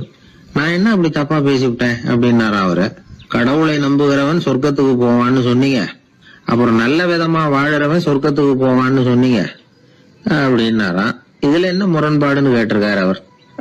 இதுலதான் முரண்பாடு தெரியுது எனக்கு. அதாவது இங்க ஒருத்தன் எல்லா தப்பும் பண்ணிட்டு இருக்கிறான், அவன் வந்து கடவுளை நம்பினான்னா அவன் சொர்க்கத்துக்கு போவானா? இது என்னுடைய முதல் கேள்வி. இல்லைன்னா ஒருத்தன் வந்து எந்த தப்பும் பண்ணல, ரொம்ப ஒழுங்கா வாழ்ந்துகிட்டு இருக்கிறான், ஆனா அவன் கடவுளை நம்பல, அவன் என்ன நரகத்துக்கு தான் போவானா? கடவுள் நம்பிக்கை உள்ள ஒரு திருடன் என்ன ஆவான், எங்க போவான்? கடவுள் நம்பிக்கையே இல்லாத ஒரு நல்லவன் என்ன ஆவான், எங்க போவான்? ஒருத்தன் இங்க கடவுள் நம்பிக்கையோட வாழறது முக்கியமா அல்லது நல்லவனா வாழறது முக்கியமா? இதுதான் இவர் கேட்ட கேள்வி. இதை கேட்டதும் அந்த பெரியவர் வந்து குழம்பி போட்டார். அவர் சொன்னது நியாயம் தானே. கடவுளை நம்புறவன் தான் சொர்க்கத்துக்கு போவான்னா பேசாம கடவுளை நம்பிக்கிட்டு இந்த உலகத்துல எல்லா தப்பும் பண்ணிட்டு இருக்கலாமே. பேச்சாளர் குழப்பத்தோட வீட்டுக்கு போனார். படுத்து தூங்கினாரு. ஒரு கனவு வந்தது. கனவுல அவர் ஒரு ரயில்ல வேகமா போயிட்டு இருக்கிறார். எதிரில் உட்கார்ந்து இருக்கிறவரை பார்த்து நாம இப்ப எங்க போறோம்னு கேட்டார். சொர்க்கத்துக்கு போயிட்டு இருக்கிறோம் அப்படின்னாங்களாம். ரயில் போய் நின்னுது. இவர் இறங்கினார். இங்க கௌதம புத்தர் இருப்பார், சாக்ரட்டிஸ் இருப்பார், அவங்கள பாக்குறதுக்கு ஒரு நல்ல வாய்ப்பு அப்படின்னு நினைச்சுக்கிட்டே அங்கேயும் இங்கேயும் பார்த்தார். அங்க யாருமே இல்ல. ஒரே பாலைவனம் மாதிரி இருக்குது. பச்சை இல்ல, பசுமை இல்ல, பூக்கள் இல்ல, மரம்லாம் மொட்டையா நிக்குது. எலும்பும் தோலுமா சில முனிவர்கள் அங்கேயும் இங்கேயுமா உட்கார்ந்து இருக்கிறாங்க. இவர் அவங்க கிட்ட போய் இந்த புத்தர், சாக்ரட்டிஸ் இவங்க எல்லாம் எங்க இருக்கிறாங்கன்னு கேட்டாராம். அப்படி யாரும் இங்க இல்லையே, அவங்க எல்லாம் யாரு அப்படின்னு திருப்பி கேட்டிருக்கிறாங்க. இவருக்கு அதிர்ச்சியா போச்சு. அப்படின்னா அவங்க எங்க போயிருப்பாங்க? உடனே ரயில் நிலையத்துக்கு ஓடி வந்தார். அப்பதான் நரகத்துக்கு ஒரு ரயில் புறப்பட்டு இருந்தது. அங்க இருந்து அதுல ஏறி உட்கார்ந்தார். ரயில் வேகமா போச்சு. நரகம் நெருங்க நெருங்க காற்று குளிர்ச்சியா வீச ஆரம்பிச்சுதான். வெளியில பசுமையா இருந்துதான். அழகான மலர்கள், அழகான நீர்நிலைகள், நந்தவனங்கள், ரொம்ப அருமையா இருக்குது. ரொம்ப அங்க இருந்தவங்க எல்லாம் ரொம்ப மகிழ்ச்சியா உல்லாசமா வேற இருந்திருக்கிறாங்க. எங்க பார்த்தாலும் ஆடல் பாடல் உற்சாகம். இவர் ரயில விட்டு இறங்கினார். அவருக்கு சந்தேகம், இதுவா நரகம் அப்படின்னு விசாரிச்சிருக்காரு. ஆமா இதுதான் நரகம்னாங்களாம். எனக்கு ஒரு சந்தேகம் இருக்காரு. என்னன்னு கேட்டிருக்காங்க. கௌதம புத்தரும் சாக்ரட்டிஸும் லாவோஸும் இவங்க மாதிரி இன்னும் பல பேரும் கடவுள் நம்பிக்கை இல்லாதவங்க, அவங்க எல்லாம் இங்க இருக்கிறாங்களா அப்படிங்கறதுதான் என்னுடைய சந்தேகம் அப்படின்னாராம். இப்ப அவங்க சொல்லியிருக்கிறாங்க, இப்ப நீங்க பாக்குறீங்களே பசுமையும் பச்சை பயிர்களும் ஆடல் பாடல்களும் அழகிய மலர்களும், இது எல்லாமே கௌதம புத்தரும் சாக்ரட்டிஸும் அது மாதிரி மகான்களும் இங்க வர ஆரம்பிச்ச பிறகுதான் உண்டாக ஆரம்பிச்சது. இந்த பிரதேசத்தை அவங்க வந்து அப்படியே மாத்திவிட்டாங்க. இப்போலாம் இங்க இருக்கிறவங்க யாரும் சொர்க்கத்துக்கு போறதுக்கே ஆசைப்படுறது இல்ல அப்படின்னாங்களாம். இந்த அதிர்ச்சியிலேயே அந்த பெரியவர் கனவு கலைஞ்சி முடிச்சுக்கிட்டார். இதுல இருக்கிற கருத்து என்னன்னா, நல்லவர்கள் எங்க இருக்கிறாங்களோ அந்த இடத்துக்கு பேர் தான் சொர்க்கம். சொர்க்கம் நரகம்ங்கிறதெல்லாம் ஆன்மீக பண்புகள், அவ்வளவுதான். ஒரு ஊர்ல 2 இணைபிரியாத நண்பர்கள். ஒருத்தன் கேட்டான், இப்ப கடவுள் நம்ம முன்னாடி வந்து உங்க 2 பேர்ல யாராவது ஒருத்தர் மட்டும் என்னோட சொர்க்கத்துக்கு வரலாம் அப்படின்னு கூப்பிட்டா நீ என்ன சொல்லுவேன்னு கேட்டானா. இவன் ரொம்ப பெருந்தன்மையா உன்னையே அழைச்சிட்டு போக சொல்லிடுவேன் அப்படின்ட்டு இருக்கான். அப்படின்னா உனக்கு சொர்க்கம் வேணாமான்னு கேட்டிருக்கான் அவன். நீ என்னை விட்டுட்டு போனாவே அப்புறம் இந்த பூலோகமே எனக்கு சொர்க்கம் தாண்டா அப்படின்னு நானா இவன். ஒரு பெரிய அரசன் இந்த உலகம் பூராவையும் ஆண்டுகிட்டு இருந்தான். ரொம்ப காலம் அப்படி அரசாட்சி பண்ணிக்கிட்டு இருந்தான். திடீர்னு அவனுக்கும் சில எதிரிகள் முளைச்சாங்க. அவங்கெல்லாம் ஒன்று சேர்ந்து இவனை தோற்கடிச்சுட்டாங்க. தோற்று போனதும் இவனுக்கு பயம் வந்துட்டுது, எங்கே எதிரிகள் நம்ம கொண்டுடுவாங்களோ அப்படின்னு. வெளியில் வந்தால் தனக்கு ஆபத்துன்னு பயந்துக்கிட்டு யாருக்கும் தெரியாமல் ஒரு குகைக்குள்ளே போய் பதுங்கி கிடக்கிறான். நிலைமையை பாருங்கள். முதல் நாள் அரண்மனையில் அதிகாரம் பண்ணிக்கிட்டு இருந்தவன் மறுநாள் குகையில் பயந்து போய் பதுங்கி கிடக்கிறான். ராத்திரி நேரம் வந்தது, பசி வயத்தை கிள்ளுது, பிச்சை எடுத்து சாப்பிட வேண்டிய நிலைமை. பிச்சை எடுக்கிறதுக்கு பாத்திரம் வேணுமே, என்ன பண்ணுறது அப்படின்னு அங்கேயும் இங்கேயும் பார்க்குறான். ஒரு மூலையில் யாரோ விட்டுட்டு போன ஒரு ஓடு கிடக்குது. அதை எடுத்துக்கிட்டு புறப்பட்டான். இருட்டில் வழி புரியல. ஏதோ ஒரு யூகத்தில் காலை மெதுவாக எடுத்து வச்சு நடந்து போயிட்டு இருக்கிறான். வழியில் ஒரு கருப்பு நாய் படுத்து கிடந்தது. இருட்டில் அவன் இது கண்ணுக்கு சரியாக தெரியல. அவனுக்கு தவறி போய் காலை வச்சுட்டான் அது மேலே. நாய் சும்மா இருக்குமா, வள்ளுன்னு விழுந்து கடிச்சு விட்டுது. காலை பார்க்குறான், காலத்தையும் நினச்சி பார்க்குறான். அரண்மனையில் வீரக்கழல் அணிந்த காலை உடைய மன்னா அப்படின்னு புகழ்வாங்களே புலவர்கள்லாம். ஆனால் அது இன்னைக்கு நாய் கடித்த காலம் ஆயிட்டுதே அப்படின்னு நினைக்கிறான். அது மட்டும் இல்லை, முன்னாடியெல்லாம் பொற்கிண்ணங்களில் தான் அவன் சாப்பிடுவான். ஆனால் இப்போது உடஞ்சி போன ஓட்டு, அது ஓட்டை கையில் வச்சுக்கிட்டு நிற்கிறான். அதில் யாராவது சாப்பாடு போடுவாங்களான்னு. முன்னாடியெல்லாம் நிறைய பேர் அரண்மனைக்கு வருவாங்க. அரசருக்கு காணிக்கைன்னு சொல்லி இவன் காலடியில் கொண்டாந்து கொட்டுவாங்க. அப்போல்லாம் இவன் அந்த ஜனங்களுடைய முகத்தை திரும்பி கூட பார்க்கறதில்ல. ரொம்ப கர்வமாக உட்காந்துருப்பான். அதே ஆள் இன்றைக்கி எல்லார் கண்ணுலேயும் படுறது மாதிரி பிச்சை எடுத்துக்கிட்டு இருக்கிறான். அப்போலாம் காணிக்கைகளை தன்னுடைய கையால் வாங்கிறது தனக்கு கௌரவ குறைச்சல்னு நினச்சி தன்னுடைய வேலைக்காரங்களை விட்டு தான் அதை வாங்க சொல்லுவான். இப்போ பார்த்தீங்கன்னா அவனே தன் கையாலேயே பிச்சை வாங்குறான். நினச்சி பாருங்கள். அந்த மனுஷன் நாள் அரசன், மறுநாள் பிச்சைக்காரன். எவ்வளோ வித்தியாசம். செல்வம் தான் இப்படி ஒரு வித்தியாசம் ஏற்படுறதுக்கு காரணம். அப்படிப்பட்ட செல்வம் வாழ்க்கையை நடத்துறதுக்கு நமக்கு தேவைதான். ஆனால் அதையே நாம் அடைய வேண்டிய பயனாக நினைக்கிறோம் பாருங்கள், அதுதான் வேடிக்கை. இதை நம்மாழ்வார் அழகாக ஒரு பாசுரத்தில் சொல்கிறார். ஒரு நாயகமாய் ஓட உலகுடன் ஆண்டவர், கருணாய் கவர்ந்த காலர், சிதைகிய பானையர், பெருநாடு காண இம்மையிலே பிச்சைதாம் கொள்வர், திருநாரணன் தாழ் காலம் பெற சிந்தித்து உய்மினோ அப்படிங்கிறார் நம்மாழ்வார். ஒரு பெரிய பணக்காரர் ஒரு துறவிகிட்ட போய், சாமி என்கிட்ட நிறைய பணம் இருக்குது, இருந்தாலும் நிம்மதி இல்லை, என்னால் நிம்மதியாக இருக்க முடியல, என்ன காரணம்னு கேட்டாராம். உடனே அந்த துறவி இதுக்கு நேரடியாக பதில் சொல்லாமல் பக்கத்தில் நின்றுக்கிட்டு இருந்த ஒரு குழந்தைய கூப்பிட்டார். அது ஓடியாந்தது. ஒரு ஆப்பிள் பழத்தை எடுத்து அது கையில் கொடுத்தார். அதை வாங்கிக்கிட்டு குழந்தை சிரிச்சுது. இன்னொரு பழத்தை எடுத்து கொடுத்தார். அதை இன்னொரு கையில் வாங்கிட்டு சிரிச்சுது. மூணாவது ஆப்பிள் எடுத்து கொடுத்தார். 2 பழத்தையும் நெஞ்சில் அணைச்சிக்கிட்டு 3வது பழத்தையும் வாங்கிறதுக்கு முயற்சி பண்ணிச்சு. ஆனால் அது உடனே நழுவி கீழே விழுந்து உருண்டு ஓடிச்சு. ஏற்கனவே இருந்ததும் விழுந்துட்டுது. இப்போ அந்த குழந்தை அழ ஆரம்பிச்சுட்டுது. இப்போ அந்த துறவி பணக்காரர்கிட்ட சொன்னாராம், குழந்தைய கவனிச்சியா, 2 ஆப்பிள் போதும்னு அது நினச்சிருந்தா இப்போ அது அழ வேண்டிய அவசியம் வந்திருக்குமா அப்படின்னாராம். எதுவுமே அளவுக்கு மிஞ்சினா துன்பந்தான். இந்த காலத்தில் இதெல்லாம் யார் காதில் வாங்குறாங்க? ஒருத்தனை நல்ல வழிக்கு கொண்டு வரணும்னு நினச்சி அவனை கூப்பிட்டு உட்கார வச்சு இந்த கதையை சொல்லிகிட்டு இருந்தாங்க. சொல்லிவிட்டு அந்த குழந்தை செஞ்சது தப்பு தானே அப்படின்னு கேட்டிருக்கிறாங்க. ஆமாம், தப்பு தான், நானாக இருந்தால் அப்படி செஞ்சுருக்க மாட்டேன் நானா இவன். 2 பழமே போதும்னு சொல்லியிருப்பியா அப்படின்னு கேட்டிருக்காங்க. அப்படி இல்லைங்க, அவர் கொடுக்க கொடுக்க ஒவ்வொரு பழமாக வாங்கி பின்னாடி வச்சுட்டு மறுபடியும் கையை நீட்டுவேன் அப்படிங்கிறானா. இவெல்லாம் எந்த காலத்தில் திருந்துறது? ஒரு நாள் ஒரு 10-15 பள்ளிக்கூடத்து பிள்ளைங்க தேடிட்டு வந்தாங்க. உங்களை பார்த்துட்டு தான் போகணும், அதுக்காக தான் வந்திருக்கோம்னாங்க. என்ன விஷயம்னு கேட்டோம். நாங்கள்லாம் கூடி ஒரு முடிவு பண்ணியிருக்கிறோம், அதை உங்ககிட்ட சொல்லணும் அப்படின்னாங்க. அதுவும் ஒரு வாண்டு பையன் அதை சொன்னான். என்ன முடிவு அது அப்படின்னு கேட்டோம் ரொம்ப ஆர்வமாக. அதை இப்போ சொல்ல மாட்டோம், எங்களுக்கு பிடிக்கிற மாதிரி ஏதாவது ஒரு தகவல் சொன்னால் அதுக்கப்புறம் நாங்கள் அதை சொல்கிறோம் அப்படின்னா அந்த வாண்டு பையன். சரி, சின்ன பையன்கிட்ட இன்றைக்கி வசமாக மாட்டிக்கிட்டோம் அப்படின்னு நினச்சிக்கிட்டு அவங்களுக்கு தகுந்த மாதிரி ஒரு கதை சொல்ல ஆரம்பித்தோம். அது என்ன கதைன்னா, ஒரு பெரிய காடு, அதில் பலவிதமான மிருகங்கள். அந்த காட்டுக்கு ஒரு சிங்கம் தான் ராஜா. எப்பவும் காட்டுக்கு அது தானே ராஜா. ஒரு பெரிய யானைக்கு இது பொறுக்கலை. என்ன இது, எப்போ பார்த்தாலும் இங்கே சிங்கத்துக்கே ராஜா பதவி கிடைக்குது, நான்லாம் எவ்வளவு பலசாலியாக இருக்கிறேன், அப்படி இருந்தும் எனக்கு அந்த பதவி கிடைக்கலையே அப்படின்னு தனக்குள்ளே பொறுமிக்கிட்டே இருந்தது.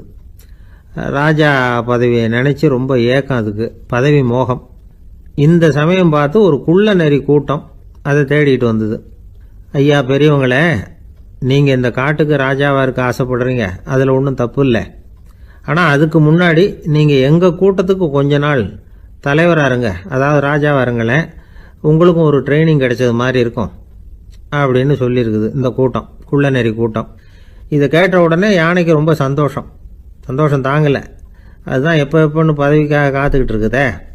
இருந்தாலும் கொஞ்சம் பிகுவோட, சரி நீங்கள்லாம் இவ்வளோ தூரம் என்னை தேடிட்டு வந்து கேட்கறதுனால மறுக்க முடியல அப்படின்னு ரொம்ப ஏதோ அவளுக்கு சிரமப்பட்டு ஒத்துக்கிறது மாதிரி ஒத்துக்கிட்டது. ஏதோ உங்கள் ஆசைக்கு கட்டுப்படுறேன், கொஞ்ச நாள் உங்கள் கூட்டத்துக்கு ராஜாவாக இருக்கிறதுக்கு சம்மதிக்கிறேன் அப்படின்னுது. உடனே அந்த யானை ராஜ நட போட ஆரம்பிச்சிட்டுது. யானை சாதாரணமாக நடந்தாவே எப்படி இருக்குங்கிறது நமக்கு தெரியும். அதுவே ராஜ நடந்தால் எப்படி இருக்கும் கற்பனை பண்ணி பாருங்கள். யானை முன்னாடி கம்பீரமாக போய்கிட்டு இருக்குது, தலைவர் இல்லையா, அதனால் குள்ள நரிகள்லாம் ரொம்ப அடக்கமாக அது பின்னாடி அணிவகுத்து போயிட்டு இருக்குது. ராஜா வாழ்க, மன்னர் வாழ்க அப்படின்னு கோஷம் வேற. யானைக்கு தலைகால் புரியல, அவ்வளவு சந்தோஷம். அந்த யானைக்கு செருக்கு, ஆணவம் எல்லாம் ஏற்பட்டு போச்சு. அதுக்கப்புறம் அது தரையை பார்க்குமா, நிமிர்ந்து நடக்க ஆரம்பிச்சுட்டுது. தரையை பார்க்குறதே இல்லை. அப்படி போயிட்டு இருக்கிறப்போ ஒரு சதுப்பு நிலத்தில் திடீர்னு காலை வச்சுட்டுது. அவ்வளவுதான், கால் உள்ளே போட்டுது. இன்னொரு காலை எடுத்து வச்சுது, அதுவும் உள்ளே போட்டுது. அந்த 2 காலையும் எடுக்கிறதுக்காக அடுத்த 2 காலையும் அழுத்திச்சு, அதுவும் உள்ளே போக ஆரம்பிச்சுட்டுது. இப்போ 4 காலம் வசமாக சேத்துல அழுந்தி போச்சு, எடுக்க முடியல. குள்ள நரிகள்லாம் அதை சுற்றி வந்தது. சிலது சுற்றி நின்று டான்ஸ் ஆட ஆரம்பிச்சுட்டுது யானையை பார்த்துட்டு. இதை யானை பார்த்தது. என்ன இது தலைவர், நான் தவிச்சுக்கிட்டு இருக்கிறேன், தொண்டர்கள்லாம் சுற்றி நின்று வேடிக்கை பார்த்துக்கிட்டு இருக்கிறீங்க, டான்ஸ் ஆடுறீங்க அப்படின்னு கேட்டுதான். தொண்டர்களே, தலைவர் நான் தவிச்சுக்கிட்டு இருக்கிறது உங்களுக்கு தெரியலையா?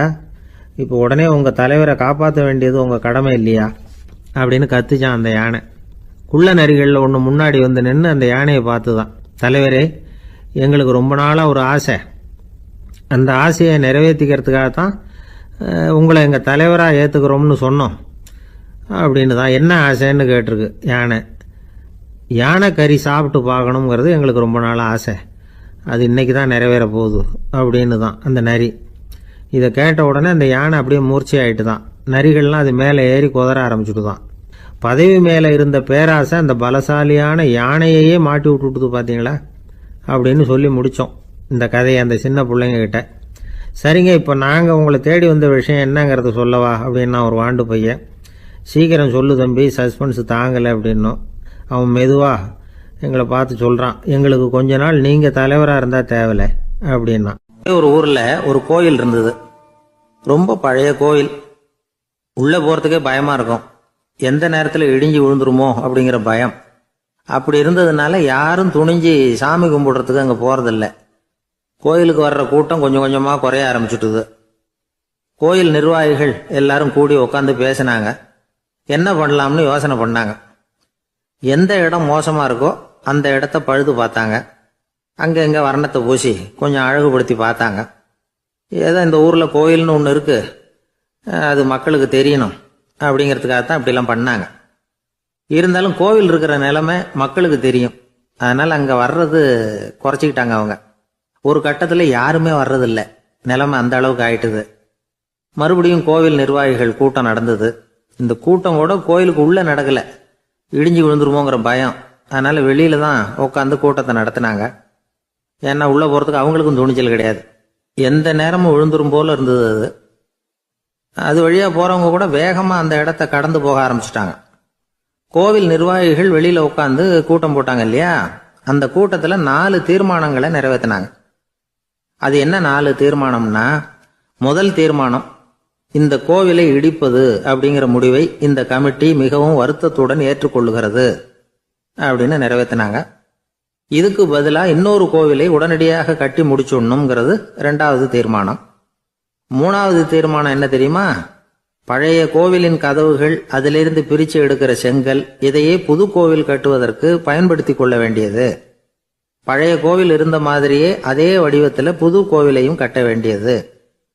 பழைய கோவிலின் அஸ்திவாரத்தை அப்படியே வச்சுக்கிட்டு அதுக்கு மேலே நாம் கோயிலை கட்டிக்க வேண்டியது. இதுதான் 3வது தீர்மானம். இதையும் கமிட்டி முழு மனசோட ஏற்றுக்கிட்டது. இது வரைக்கும் சரி. இப்போ அந்த கமிட்டி 4வதா ஒரு முக்கியமான தீர்மானத்தை கொண்டுகிட்டு வந்து அதையும் ஏகமனதாக நிறைவேற்றி விட்டது. அது என்ன தீர்மானம்னா, புதிய கோவில் கட்டி முடிக்கிற வரைக்கும் பழைய கோவிலை இடிக்கிறதில்லை அப்படிங்கிற தீர்மானம். எப்படி இருக்குது பாருங்க இது. பழசை இடிக்காத வரையில் அதே இடத்துல புதுசாக எப்படி கட்ட முடியும்? பல விஷயங்களில் நாம் நடந்துக்கிற முறையும் இப்படி தான் இருக்குதான். வாழ்க்கையில் முன்னேறணும்னு ஆசைப்படுவோம். அதே நேரத்தில் அந்த முன்னேற்றத்துக்கு எது தடையாக இருக்கோ அதை விட்டு விடுறதுக்கும் மனசு வராது. வெளிநாட்டில் ஒரு பெரிய விருந்து நடந்துக்கிட்டு இருந்துதான். எல்லாரும் மது கோப்பையும் கையுமா அலைஞ்சிக்கிட்டு இருக்கிறாங்க. ஒருத்தர் மட்டும் கையில் எதுவும் இல்லாமல் ரொம்ப நல்ல பிள்ளையா சாதுவா ஒரு ஓரமாக தனியாக உட்காந்துருக்கிறார். அவர்கிட்ட நெருங்கி வாங்க மது சாப்பிடலாம் அப்படின்னு கூப்பிட்டாங்களாம். என்னை வற்புறுத்தாதீங்க, நான் என் மனசுக்குள்ள உறுதியாக தீர்மானம் பண்ணிவிட்டேன் அப்படின்னாராம். என்ன தீர்மானம் பண்ணியிருக்கீங்க அப்படின்னு கேட்டிருக்காங்க. ஏற்கனவே முழு போதையில் இருக்கும் பொழுது மறுபடியும் மது கோப்பையை தொடரதில்லை அப்படின்னு தீர்மானம் பண்ணியிருக்கேன் அப்படின்னாராம். ஒரு ஊரில் ஒரு குரு இருந்தார், ஜென் குரு. அவரை தேடிட்டு ஒரு மன்னர் வந்தார். வந்தவர் ஜப்பான் மன்னர்.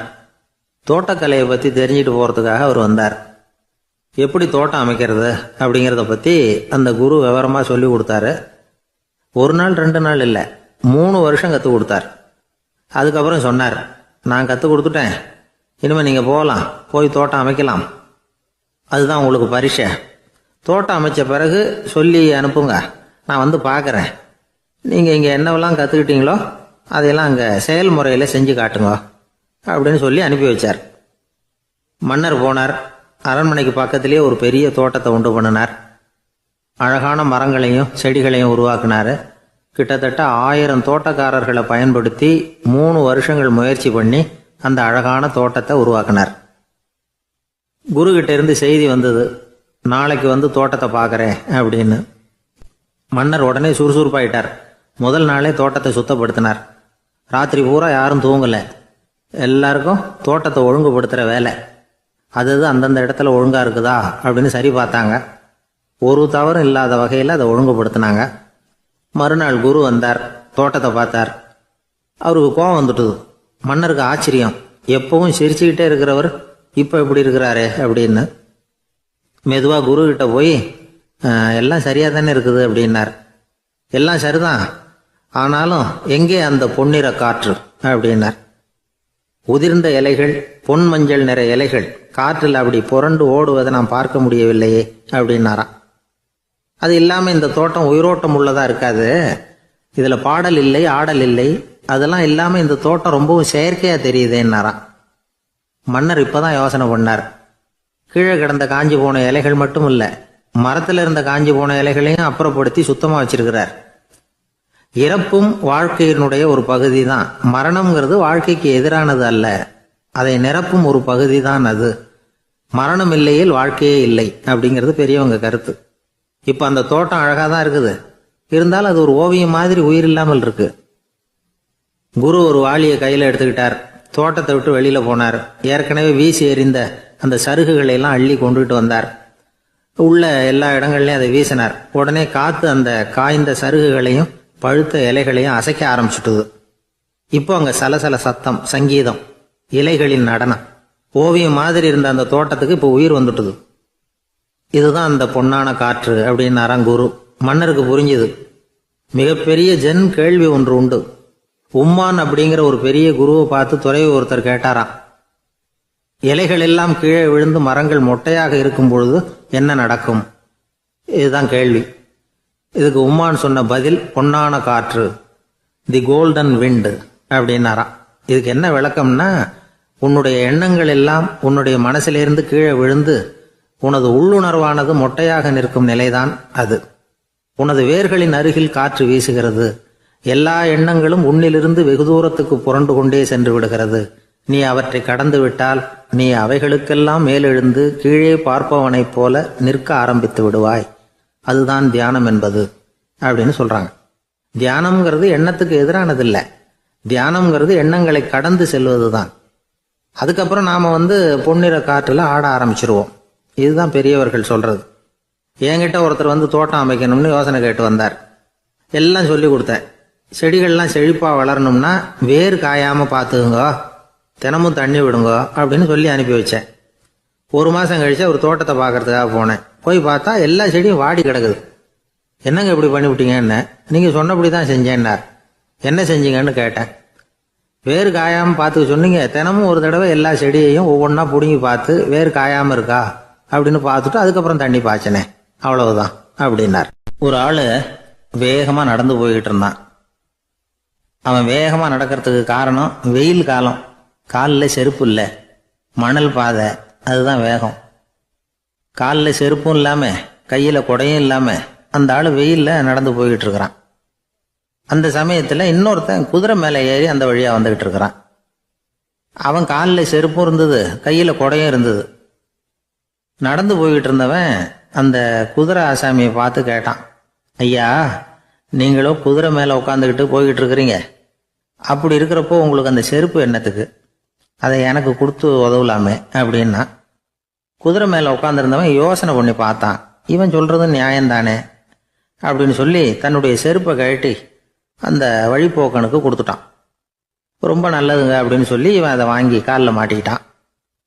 அதுக்கப்புறம் மறுபடியும் இவன் ஆரம்பித்தான், ஐயா, நீங்கள் வந்து குதிரையில் போகிறதுனால போக வேண்டிய இடத்துக்கு வேகமாக போய் சேர்ந்துருவீங்க, அதனால் உங்கள் கையில் அந்த குடை என்னத்துக்கு, நான் நடந்து போயிட்டு இருக்கிறவன் ரொம்ப நேரம் நடக்க வேண்டியிருக்கும் இந்த வெயிலில், அதனால் அந்த குடையையும் எனக்கு கொடுங்களேன் அப்படின்னா. குதிரை வீரன் யோசனை பண்ணி பார்த்தான். இதுவும் நியாயம்தானே அப்படின்னு அவனுக்கு தோணுச்சு. உடனே இறக்கப்பட்டு தன் காலில் இருந்த செருப்பை கொடுத்தது மாதிரியே தன் கையில் இருந்த குடையையும் இவங்கிட்ட கொடுத்துட்டான். அதுக்கப்புறம் அவன் நிம்மதியாக புறப்பட்டான். இப்போ மறுபடியும் கை தட்டி அவனை நிறுத்தினான். கீழே நின்றுட்டு இருந்தவன், என்னப்பா ஏன் என்ன நிறுத்தின, இன்னும் ஏதாவது வேணுமா உனக்கு அப்படின்னா குதிரையில் இருந்தவன். இவன் மெதுவாக வாயை திறந்து அந்த குதிரையையும் என்கிட்ட கொடுத்துருங்களேன்னா. அந்த குதிரை வீரன் இப்போ ஒரு கணம் யோசனை பண்ணி பார்த்தான். உடனே என்ன பண்ணான் தெரியுமா, தன்கிட்ட இருந்த குதிரை சவுக்கை எடுத்தான். குதிரை சவுக்கால அந்த ஆளை வாங்குவாங்கன்னு வீசி தள்ளிவிட்டான். இவ்வளவு சவுக்கடியும் வாங்கிக்கிட்டு இந்த ஆள் என்ன பண்ணான் தெரியுமா, சிரிக்கிறான். அடி வாங்கிட்டு யாராவது சிரிப்பாங்களா? குதிரை வீரனுக்கு ஒன்றும் புரியல. என்னப்பா அது, ஏன் இப்படி அடி வாங்கிட்டு இப்படி சிரிக்கிறியே அப்படின்னு கேட்டான்.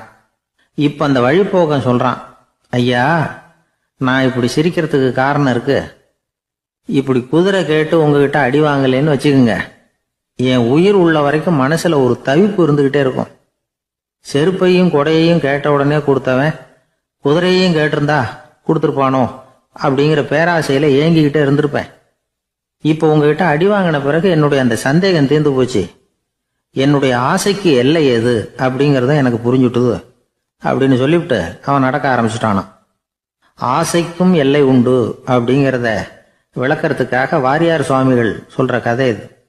இந்த காலத்துலேயும் ஒருத்தன் அது மாதிரி கொடை செருப்போட குதிரையில் போய்கிட்டு இருந்தான். எதிரில் நடந்து வந்தவன், ஐயா, உங்கள் கொடையை எனக்கு கொடுங்களேன்னு கேட்டான். உடனே அவன் குதிரையிலேருந்து கீழே குதிச்சு அவனை சாட்டையால் அடிக்க ஆரம்பிச்சிட்டான். இன்னொருத்தர் அந்த வழியாக வந்தவர் இதை பார்த்தார். ஏன்பா, அவன் கேட்டான், உன்னால் முடியலன்னா இல்லைன்னு சொல்லிட வேண்டியது தானே, அதுக்காக ஏன் இப்படி அவனை போட்டு அடிக்கிறேன்னு கேட்டார். உங்களுக்கு விவரம் புரியாது சார், காலம் ரொம்ப கெட்டு போச்சு. கேட்டதை கொடுத்தேன்னு வச்சுக்கோங்க, இந்த குதிரையே என்னோடது, அவன் திருடிக்கிட்டு போகிறான் அப்படின்னு என் பேரில் புகார் கொடுக்க ஆரம்பிச்சிருவான் சார் அப்படின்னா. அது எப்படி அவ்வளோ உறுதியாக சொல்கிறேன்னு கேட்டார் அவர். ஏற்கனவே அது மாதிரி ஒருத்தன் பேரில் புகார் கொடுத்துட்டு தான் இந்த குதிரையை நான் தள்ளிட்டு வந்துக்கிட்டு இருக்கிறேன் அப்படின்னார். ஒரு சன்னியாசி, அவர் ஒரு நாள் ஒரு கனவு கண்டாராம். அந்த கனவுல அவர் சொர்க்கத்துக்கு போகிறார். அங்கே ஒரு பெரிய திருவிழா நடந்துக்கிட்டு இருக்குது. எங்கே பார்த்தாலும் அலங்கார வளைவுகள், வண்ணமயமான விளக்குகள், பாதைகள் பூரா மலர்கள், எல்லா கட்டடங்களும் ஒளிமயம். அவ்வளவு கோலாகலமாக பிரம்மாண்டமாக அந்த திருவிழா நடந்துக்கிட்டு இருக்குது. அது என்ன திருவிழாங்கிறது இந்த சன்னியாசிக்கு புரியல. அங்கே எதிரில் வந்துக்கிட்டு இருந்த ஒருத்தரை நிறுத்தி, என்ன விசேஷம் இங்கே அப்படின்னு விசாரிச்சாராம். உனக்கு தெரியாத விஷயம், இன்னைக்கு இறைவனுக்கு பிறந்த நாள், அதை தான் எல்லாரும் சேர்ந்து கொண்டாடுறோம். இதுக்காக பிரம்மாண்டமான ஊர்வலம் ஒன்று வரப்போகுது. இறைவனே அந்த ஊர்வலத்தில் கலந்துக்கிறார் அப்படின்னார் அவர். உடனே அந்த சன்னியாசி ஒரு மரத்து நிழலில் ஒதுங்கி நின்றுக்கிட்டார். ஊர்வலம் வந்துக்கிட்டு இருக்குது. முதல்ல ஒரு குதிரை வந்துக்கிட்டு இருக்கு. அது மேலே ஒருத்தர் உட்காந்துருக்கிறார். அவருக்கு பின்னாடி நிறைய பேர் கூட்டமாக வந்துக்கிட்டு இருக்கிறாங்க. இவ்வளவு கூட்டம் இவர் பின்னாடி வருதே, யார் இவர் அப்படின்னு கேட்டார். ஒரு மதத்தின் பேரை சொல்லி இவர் அந்த மதத்தின் தலைவர், அவரை பின்பற்றுகிற மக்கள் கூட்டம் பின்னாடி வந்துகிட்டு இருக்குது அப்படின்னு விவரம் சொல்லியிருக்கிறாங்க. இவங்களுக்கு அடுத்தபடியாக இன்னொரு குதிரையில் ஒருத்தர் வந்துக்கிட்டு இருக்கிறார். அவருக்கு பின்னாடி ஏகப்பட்ட கூட்டம். இவர் யாருங்க அப்படின்னு கேட்டிருக்கார் சன்னியாசி. அங்கே இருக்கிறவங்க விவரம் சொல்லியிருக்கிறாங்க. இன்னொரு மதத்தின் பெயரை சொல்லி இவர் அந்த மதத்தினுடைய தலைவர், அவர் வழியை பின்பற்றுகிறவர்கள் அவர் பின்னாடி கூட்டமாக வந்துக்கிட்டு இருக்கிறாங்க அப்படின்ட்டு இருக்காங்க. இப்படி ஒவ்வொருத்தராக குதிரை மேலே வந்துக்கிட்டே இருக்கிறாங்க. அவங்கள பின்பற்றியும் ஒவ்வொரு கூட்டம் வந்துக்கிட்டே இருக்குது. அந்த பெரிய ஊர்வலம் அது பாட்டுக்கு போய்கிட்டு இருக்குது. கடைசியாக அது முடிஞ்சது ரொம்ப நேரம் கழித்து. அதுக்கப்புறம் கொஞ்சம் நேரம் கழித்து ஒரு வயசான ஆள் குதிரை மேலே வந்துக்கிட்டு இருக்கிறார். ஆனால் அவருக்கு பின்னாடி யாருமே இல்லை. அவர் பரிதாபமாக தனியாக வந்துக்கிட்டு இருக்கிறார். அவர் அந்த ஊர்வலத்தை சேர்ந்தவரா இல்லையாங்கிறதே தெரியல. இவர் யார், இவர் ஏன் இப்படி தனியாக வந்துக்கிட்டு இருக்கிறார் அப்படின்னு கேட்டிருக்கார் அந்த சன்னியாசி. என்னது இப்படி கேட்குறீங்க? இவர் தான் கடவுள். இவருக்காக தான் இன்னைக்கு இந்த ஊர்வலமே நடக்குது. இவருக்கு தான் இன்னைக்கு பிறந்த நாள். முன்னாடி போகிற ஊர்வலம் பூரா இவருடைய பிறந்த நாளை கொண்டாடுறதுக்காக தான் அப்படின்ட்டுருக்காங்க. இதை கேட்டதும் அந்த சன்னியாசிக்கு திடுக்குன்னு தூக்கி போட்டிருக்கு. இது வரைக்கும் கனவு கண்டுகிட்டு இருந்தவர் முடிச்சுக்கிட்டார். அதுக்கப்புறம் தான் யோசித்து பார்த்துருக்கார். உண்மைதான், மக்கள் எல்லாரும் பக்தி மார்க்கத்தில் போகிறதா நினச்சிக்கிட்டு பாதம் மாறி போயிட்டு இருக்கிறாங்க. கடவுளை பின்பற்றுவதாக நினைக்கிறாங்க பக்தர்கள். ஆனால் கடவுளுக்கு பின்னாடி யாருமே இல்லை. இன்னமும் இயல்பாக இதை பற்றி யோசித்து பார்த்தா உண்மைக்கு பின்னாடி தான் நான் போய்கிட்டு இருக்கேன் அப்படின்னு நிறைய பேர் சொல்கிறாங்க. ஆனால் அந்த உண்மை அனாதையாக போய்கிட்டு இருக்குது. அப்படி ஆயிட்டுது உலகம். இந்த காலத்துலேயும் ஒரு ஊர்வலம், ஒரு பெரிய மனுஷருக்கு பிறந்த நாள் விழா. அவர் குதிரை மேலே ஏறி முன்னாடி போயிட்டு இருக்கிறார். அவருக்கு பின்னாடி ஒரு 100 பேர் தொண்டர்கள் அவங்க பாட்டுக்கு போகிறாங்க. எல்லாம் பணம் கொடுத்து ஏற்பாடு பண்ணவங்க.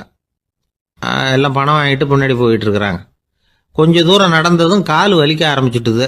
ஒவ்வொருத்தரும் அப்படியே ஒதுங்க ஆரம்பிச்சிட்டாங்க. அதான் முன்னாடியே பணம் கிடைச்சிட்டுதே, இனிமேல் ஒதுங்கினா என்னன்னு ஒதுங்கிட்டாங்க. ஒரு கட்டத்தில் குதிரையில் போகிறவர் தற்செயலாக திரும்பி பார்க்குறாரு. பின்னாடி யாருமே இல்லை. எல்லாரும் ஓடி போயிட்டாங்க. ஒரே ஒரு ஆள் மட்டும் ரொம்ப விசுவாசமாக பின்னாடி நடந்து வந்துக்கிட்டு இருந்தான். ஏன்ப்பா நீ மட்டும் வந்துக்கிட்டு இருக்கிறியே, நீ வீட்டுக்கு போகலையான்னு கேட்டிருக்காரு அவர். நீங்கள் அந்த குதிரையையும் அதுக்குள்ள வாடகை பணத்தையும் கொடுத்துட்டீங்கன்னா நானும் போயிடுவேன் அப்படின்னு நானும். இந்த ஆள் ஒரு ஊரில் ஒருத்தர் இருந்தார். ரொம்ப நல்லவர். யாருக்காவது ஏதாவது கொடுத்துக்கிட்டே இருப்பார். கொடையாளி. தினமும் யாராவது ஒருத்தருக்கு ஏதாவது கொடுக்கலன்னா அவருக்கு தூக்கம் வராது. அப்படி ஒரு பழக்கம். அது மட்டும் இல்லை, அவர் கொடுக்கறது அடுத்தவங்களுக்கு தெரியாது. அவ்வளவு ரகசியமாக அதை கொடுப்பார். வலது கை கொடுக்கறது இடது கைக்கு தெரியக்கூடாதுன்னு சொல்லுவாங்கள்ல, அது மாதிரி அவர். ஒரு நாள் ராத்திரி அவர் ஏற்கனவே தயாராக கட்டி வச்சிருந்த பணம் முடிச்ச கையில் எடுத்துக்கிட்டு வீட்டை விட்டு வெளியில் வந்தார். தெருவில் இறங்கி நடந்தார். இன்னைக்கு யாருக்கு தர்மம் செய்யறது அப்படின்னு யோசனை பண்ணிட்டு இருட்டில் நடந்து வந்துகிட்டு இருக்கிறார். யாரோ ஒருத்தர் எதிரில் வர்றது மாதிரி தெரிஞ்சுது. உடனே அவர் கிட்ட போனார். தன்கிட்ட இருந்த பணம் முடிச்சு அவசரமாக அவர் கையில் திணிச்சுட்டு திரும்பி வந்துட்டார். அப்பாடா, ஒரு வழியாக யாருக்கும் தெரியாமல் இன்னைக்கு தர்மம் பண்ணியாச்சு அப்படிங்கிற மகிழ்ச்சி, மன நிறைவு அவர் முகத்தில். நிம்மதியாக தூங்கினார். அப்புறம் எழுந்திரிச்சார். மறுநாள் காலையில் ஊர் பூரா ஒரே பேச்சு. என்ன பேச்சுன்னா, நேற்று ராத்திரி ஒரு திருடன் கையில் யாரோ பணத்தை கொடுத்துட்டு போயிருக்கிறாங்க அப்படின்னு எல்லாரும் பேசிக்கிட்டு இருக்கிறாங்க. இதை கேள்விப்பட்டதும் அந்த பெரியவருக்கு ரொம்ப வருத்தமாக போச்சு. அடடா, போயும் ஒரு திருடனுக்காக உதவி பண்ணியிருக்கிறோம், பிரயோஜனம் இல்லாமல் போட்டுதே அப்படின்னு நினைச்சார். சரி, இன்னைக்கும் யாருக்காவது உதவி பண்ணணும் அப்படின்னு முடிவு பண்ணினார். ராத்திரி நேரம் வந்தது. இவர் வழக்கம் போல தெருவில் இறங்கி நடந்தார். கையில் பணம் முடிச்சு. எதிரில் ஒரு பொன் உருவம் மங்கலா தெரிஞ்சது. இவர் உடனே அந்த பெண்கிட்ட பணத்தை கொடுத்துட்டு திருப்தியாக திரும்பி வந்துட்டார். மறுநாள் காலையில் ஊர் பூரா என்ன பேசிக்கிட்டாங்க தெரியுமா? நேற்று ராத்திரி நெறி தவறி நடக்கிற ஒரு பெண்ணின் கையில் யாரோ பணத்தை வச்சுட்டு போயிருக்கிறாங்க அப்படின்னு எல்லாரும் பேசிக்கிறாங்க. அடடா, இன்னைக்கும் தவறுதலாக நடந்து போச்சு அப்படின்னு ஒரு வருத்தப்பட்டார். இருக்கட்டும், இன்னைக்கும் ஏதாவது தர்மம் பண்ணுவோம் அப்படின்னு நினச்சிக்கிட்டாரு. 3வது நாள் ராத்திரியும் புறப்பட்டார். இப்பவும் எதிரில் ஒருத்தர் வந்தார். இவர் பணத்தை கொடுத்தார், திரும்பி வந்துட்டார். மறுநாள் மக்கள் என்ன பேசிக்கிட்டாங்கன்னா, நேற்று ராத்திரி ஒரு செல்வந்தர் கையில் யாரோ பணத்தை கொடுத்துட்டு போயிருக்கிறாங்க அப்படின்னு பேசிக்கிட்டாங்களாம். அவருக்கு ரொம்ப வருத்தமாக போட்டுது. என்ன இது, தினம் இப்படி ஆகிட்டு இருக்குதே அப்படின்னு நினச்சிக்கிட்டே படுத்து தூங்கினார். அன்னைக்கு ராத்திரி ஒரு கனவு. அந்த கனவுல இறைவன் வந்து சொன்னாராம், இதை பாருப்பா, நீ கொடுத்த தர்மம் வீணா போயிடல. உன்கிட்ட பணம் வாங்கின அந்த திருடன் திருந்திட்டான், அந்த பொண்ணும் திருந்திட்டா, அந்த செல்வந்தனும் கொடையாளி ஆயிட்டான், எல்லாருக்கும் உதவி பண்ண ஆரம்பிச்சுட்டான் அப்படின்னு சொன்னாராம். இந்த கதையை சொன்னவர் யாருன்னா நபிகள் நாயகம். இதுல உள்ள கருத்து என்னன்னா, நல்ல மனசோட தர்மம் பண்ணுனா அது வீணா போறதில்லை. இன்னொரு கருத்து, தர்மம் வந்து தன்னை மட்டுமல்ல அடுத்தவங்களையும் தீமையிலிருந்து காப்பாற்றும். இதுதான் நாம புரிஞ்சுக்க வேண்டியது. இந்த காலத்திலயும் இது மாதிரி சில சம்பவங்கள் நடக்கிறது உண்டு. ஒரு பெரியவர் இருட்டில் நடந்து வந்துகிட்டு இருந்தாரு. எதிரில் வந்த ஒருத்தன் வலுக்கட்டாயமா ஒரு கையை பிடிச்சி ஒரு பண முடிப்பை கொடுத்து வச்சுக்க சொல்லிவிட்டு விலகி போயிட்டான். பெரியவருக்கு ஆச்சரியம், இந்த காலத்திலயும் இப்படி வலது கை கொடுக்கறது இடது கைக்கு தெரியக்கூடாதுன்னு நினைக்கிற கொடையாளிகள் உண்டு போல இருக்கு அப்படின்னு யோசனை பண்ணிக்கிட்டே நடந்தார். கொஞ்ச தூரம் போயிருப்பாரு. அதுக்குள்ள அதே ஆள் திரும்பி வந்தான். கொடுத்த பண முடிப்பை திருப்பி கொடுங்க அப்படின்னு கேட்டு வாங்கிட்டான். இவருக்கு ஒன்றும் புரியல. ஏன் இப்படி பண்றேன்னார். அது ஒன்றும் இல்லைங்க, கொஞ்ச நேரம் இதை உங்ககிட்ட கொடுத்து வச்சிருந்தேன் அவ்வளவுதான் அப்படின்னா. ஏன்னு கேட்டார். என்னை பின்னாடி போலீஸ் தேடிக்கிட்டு வந்துகிட்டு இருக்குது, அதுதான் அப்படி பண்ணேன், இப்போ போயிட்டுது, இனிமே ஒன்றும் பயம் இல்லை அப்படின்னு சொல்லிவிட்டு அவன் பாட்டுக்கு நடந்து போறான். அவர் ஒரு பெரிய குடும்பத்துல பிறந்தவர். இருக்கிற சொத்துக்கள் எல்லாத்தையும் வாரி வழங்கி விட்டு காட்டுக்கு புறப்பட்டார் தவம் செய்யறதுக்காக. இருந்தது பூராவும் கொடுத்துட்டார், இனிமே எதுவுமே இல்லை கொடுக்கறதுக்கு. அப்போ கடைசியா ஒருத்தன் வந்து கையை நீட்டினானா, ஐயா ஏதாவது கொடுங்கன்னு இருக்கான். அவர் பார்த்தார், கட்டியிருக்கிற வேட்டியை தவிர வேற எதுவுமே இல்லை. 8 முழம் பட்டு வேட்டி, ஜரிகை கரையோடு இருக்குது. கடைசியா அதை தான் எடுத்துக்கிட்டு அவர் புறப்பட்டு இருக்கார். அவர் பார்த்தார், எதிரில் அவன் பரிதாபமா நின்றுட்டு இருக்கிறான். அந்த 8 முழ வேட்டியை 2ஆ கிழிச்சார். 4 முழத்தை அவங்ககிட்ட கொடுத்தாரு. மீதி 4 முழத்தை தன்னுடைய இடுப்புல கட்டிட்டு அவர் காட்டுக்கு போயிட்டார். இவன் என்ன பண்ணான் தெரியுமா, கையில கிடைச்ச 4 முழத்தை எடுத்துக்கிட்டு கடை வீதிக்கு போனான். பழைய பட்டு வேட்டி ஜருகை இதையெல்லாம் விலைக்கு வாங்குற வணிகர் ஒருத்தர் இருக்கார், அவர்கிட்ட போனான். இதை விலைக்கு எடுத்துக்கிறீங்களா அப்படின்னு கேட்டிருக்கான். அவர் வாங்கி பார்த்துருக்கார். ஆஹா, இது ரொம்ப அருமையான வேட்டி, விலை உயர்ந்த ஜருகை, இது ஏது உனக்கு அப்படின்னு கேட்டாரான். அவன் நடந்தது சொல்லியிருக்கான். அப்படின்னா ஒன்று செய்ய, இந்த வேட்டியோட இன்னொரு பாதியையும் மெதுவாக வாங்கிட்டு வந்துரு, உனக்கு நிறைய பணம் தர்றேன் அப்படின்னாரான் அந்த வணிகர். இவன் கொஞ்சம் யோசனை பண்ணி பார்த்தான். கொஞ்சம் இருங்க, வந்து விடுறேன் அப்படின்னு சொல்லிவிட்டு நேராக காட்டுக்கு போனான். அவர் எங்க இருக்காருன்னு தேடி கண்டுபிடிச்சான். அவர் ஒரு இடத்துல தவக்கோலத்தில் இருக்கிறார். கட்டியிருந்த இடவேட்டியும் அவர் அறியாமல் நழுவி கீழே விழுந்து கிடக்குது. இவனுக்கு ரொம்ப வசதியா போச்சு. அவரை கேட்க வேண்டிய அவசியமே இல்லை. மெதுவா சத்தம் போடாம அடி மேல அடி வச்சு நெருங்கினான். அவர் கண்ணை மூடிக்கிட்டு அவர் பாட்டு நின்றுட்டு இருக்கிறார். இவன் மெதுவா போய் கீழே கிடந்த அந்த துணியை எடுத்துக்கிட்டு சத்தம் போடாம திரும்பி நடந்தான். ஒரு 2-3 அடி எடுத்து வச்சிருப்பான். அப்படி ஓட ஆரம்பிக்கிற சமயத்துல அவன் காலில் கீழே கிடந்த முள்ளு ஒண்ணு நறுக்குன்னு தச்சு விட்டுது. வலி தாங்க முடியாம அம்மான்னு கத்திருக்கான். இந்த சத்தத்தினால கண்ணை மூடி நின்றுகிட்டு இருந்த அவரோட தவம் கலைஞ்சது. மெல்ல கண்ணை திறந்து பார்க்கிறார். தன் இடையில இருந்த வேட்டி அவன் கையில இருக்கு. இப்ப அவர் நினைக்கிறார், என்ன நினைக்கிறாருன்னா, இந்த வேட்டி மீது நான் வைத்த ஆசை அல்லவா அவனை திருடனாக ஆக்கி விட்டது அப்படின்னு நினைச்சாராம். இந்த வேட்டி மேல நாம வச்ச ஆசை அவனை திருடும்படி ஆக்கி விட்டதே அப்படின்னு நினைச்சாராம். இது எப்பேற்பட்ட மனநிலை அப்படிங்கிறத கொஞ்சம் யோசனை பண்ணி பாருங்க. தான் ஒரு பொருள் மேல வச்ச பற்று இன்னொரு மனிதன் திருடனாக ஆகிறதுக்கு காரணம் ஆயிட்டதேன்னு நினைக்கிறார். அப்படி நினைச்ச அந்த பெரியவர் யார் தெரியுமா? அவர் தான் மகாவீரர். இழந்துட்டேங்கிறிய, நீ என்னத்தை கொண்டுகிட்டு வந்த எங்க இழந்துடுறதுக்கு? நீ என்னத்தை உண்டாக்குன இது அழிஞ்சுட்டுதுன்னு சொல்றதுக்கு? இதுதான் அவருடைய சிந்தனை. இன்றைக்கு நம்ம சிந்தனையெல்லாம் வேற மாதிரி இருக்குது. ஒருத்தன் நடுத்தருவில் உட்காந்து அழுதுகிட்டு இருந்தான். அந்த வழியா வந்தவர் ஒருத்தர், ஏன்பா அழறேன்னு கேட்டாராம். 5 ரூபா சார், இந்த இடத்துல விழுந்துட்டுது, ரொம்ப நேரமா தேடுறேன், கிடைக்காது போல இருக்கு அப்படின்னு சொல்லிவிட்டு அழறான். எப்போ தொலைஞ்சதுன்னு கேட்டாராம் அவரு. அது எனக்கு தெரியாது சார், பணத்தை தொலைச்சவன் தேடி பார்த்துட்டு போயிட்டான், நான் அவனுக்கு பின்னாடி தேட வந்தவன் அப்படின்னு நானா.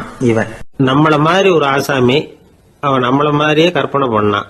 அதாவது நாம தான் இந்த உலகத்துல ரொம்பவும் கஷ்டப்படுறோம், மற்றவங்க எல்லாம் சந்தோஷமா இருக்கிறாங்க அப்படின்னு அவன் நினைச்சுக்கிட்டான். அவன் ஒரு நாள் கடவுளை வேண்டிக்கிட்டானான், சுவாமி இந்த உலகத்துல எவ்வளவோ பேர் இருக்கிறாங்க, ஒவ்வொருத்தருக்கும் ஒவ்வொரு விதமான கஷ்டம் இருக்கலாம், ஒத்துக்கிறேன். இருந்தாலும் எனக்கு அது கொஞ்சம் அதிகமா இருக்கிறது மாதிரி தெரியுது. அதனால நீங்க எனக்காக ஒரு சின்ன உதவி செஞ்சா போதும். அது வேற ஒண்ணும் இல்ல, என்கிட்ட இருக்கிற துயரங்களை இன்னொருத்தர் யாருகிட்டயாவது கொடுத்துருங்க, அவர்கிட்ட இருக்கிற துயரங்களை என்கிட்ட மாத்தி கொடுத்துருங்க. ஒரு மியூச்சுவல் டிரான்ஸ்பர், அவ்வளவுதான். அப்படி பண்ணிவிட்டா போதும் அப்படின்னு வேண்டிக்கிட்டானான். அன்னைக்கு ராத்திரியே அவன் ஒரு கனவு கண்டிருக்கான். வானத்திலிருந்து ஒரு குரல் கேட்டிருக்கு. அது என்ன சொல்லிச்சு தெரியுமா? ஏ ஜனங்களே, எல்லாரும் அவங்கவங்க கஷ்டங்களை ஒரு பையில போட்டு எடுத்துக்குங்க. அப்படி எடுத்துக்கிட்டு நேரா இந்த ஊர் எல்லையில இருக்கிற கோயிலுக்கு வந்து சேருங்க அப்படின்னு அந்த குரல். ஆஹா, கடவுள் நம்ம பிரார்த்தனைக்கு செவி சாய்ச்சுட்டார் அப்படின்னு சந்தோஷப்பட்டான் இவன். உடனே என்ன பண்ணா, தன்கிட்ட இருந்த கஷ்டத்தையெல்லாம் ஒரு சாக்கு பையில போட்டு எடுத்துக்கிட்டான்.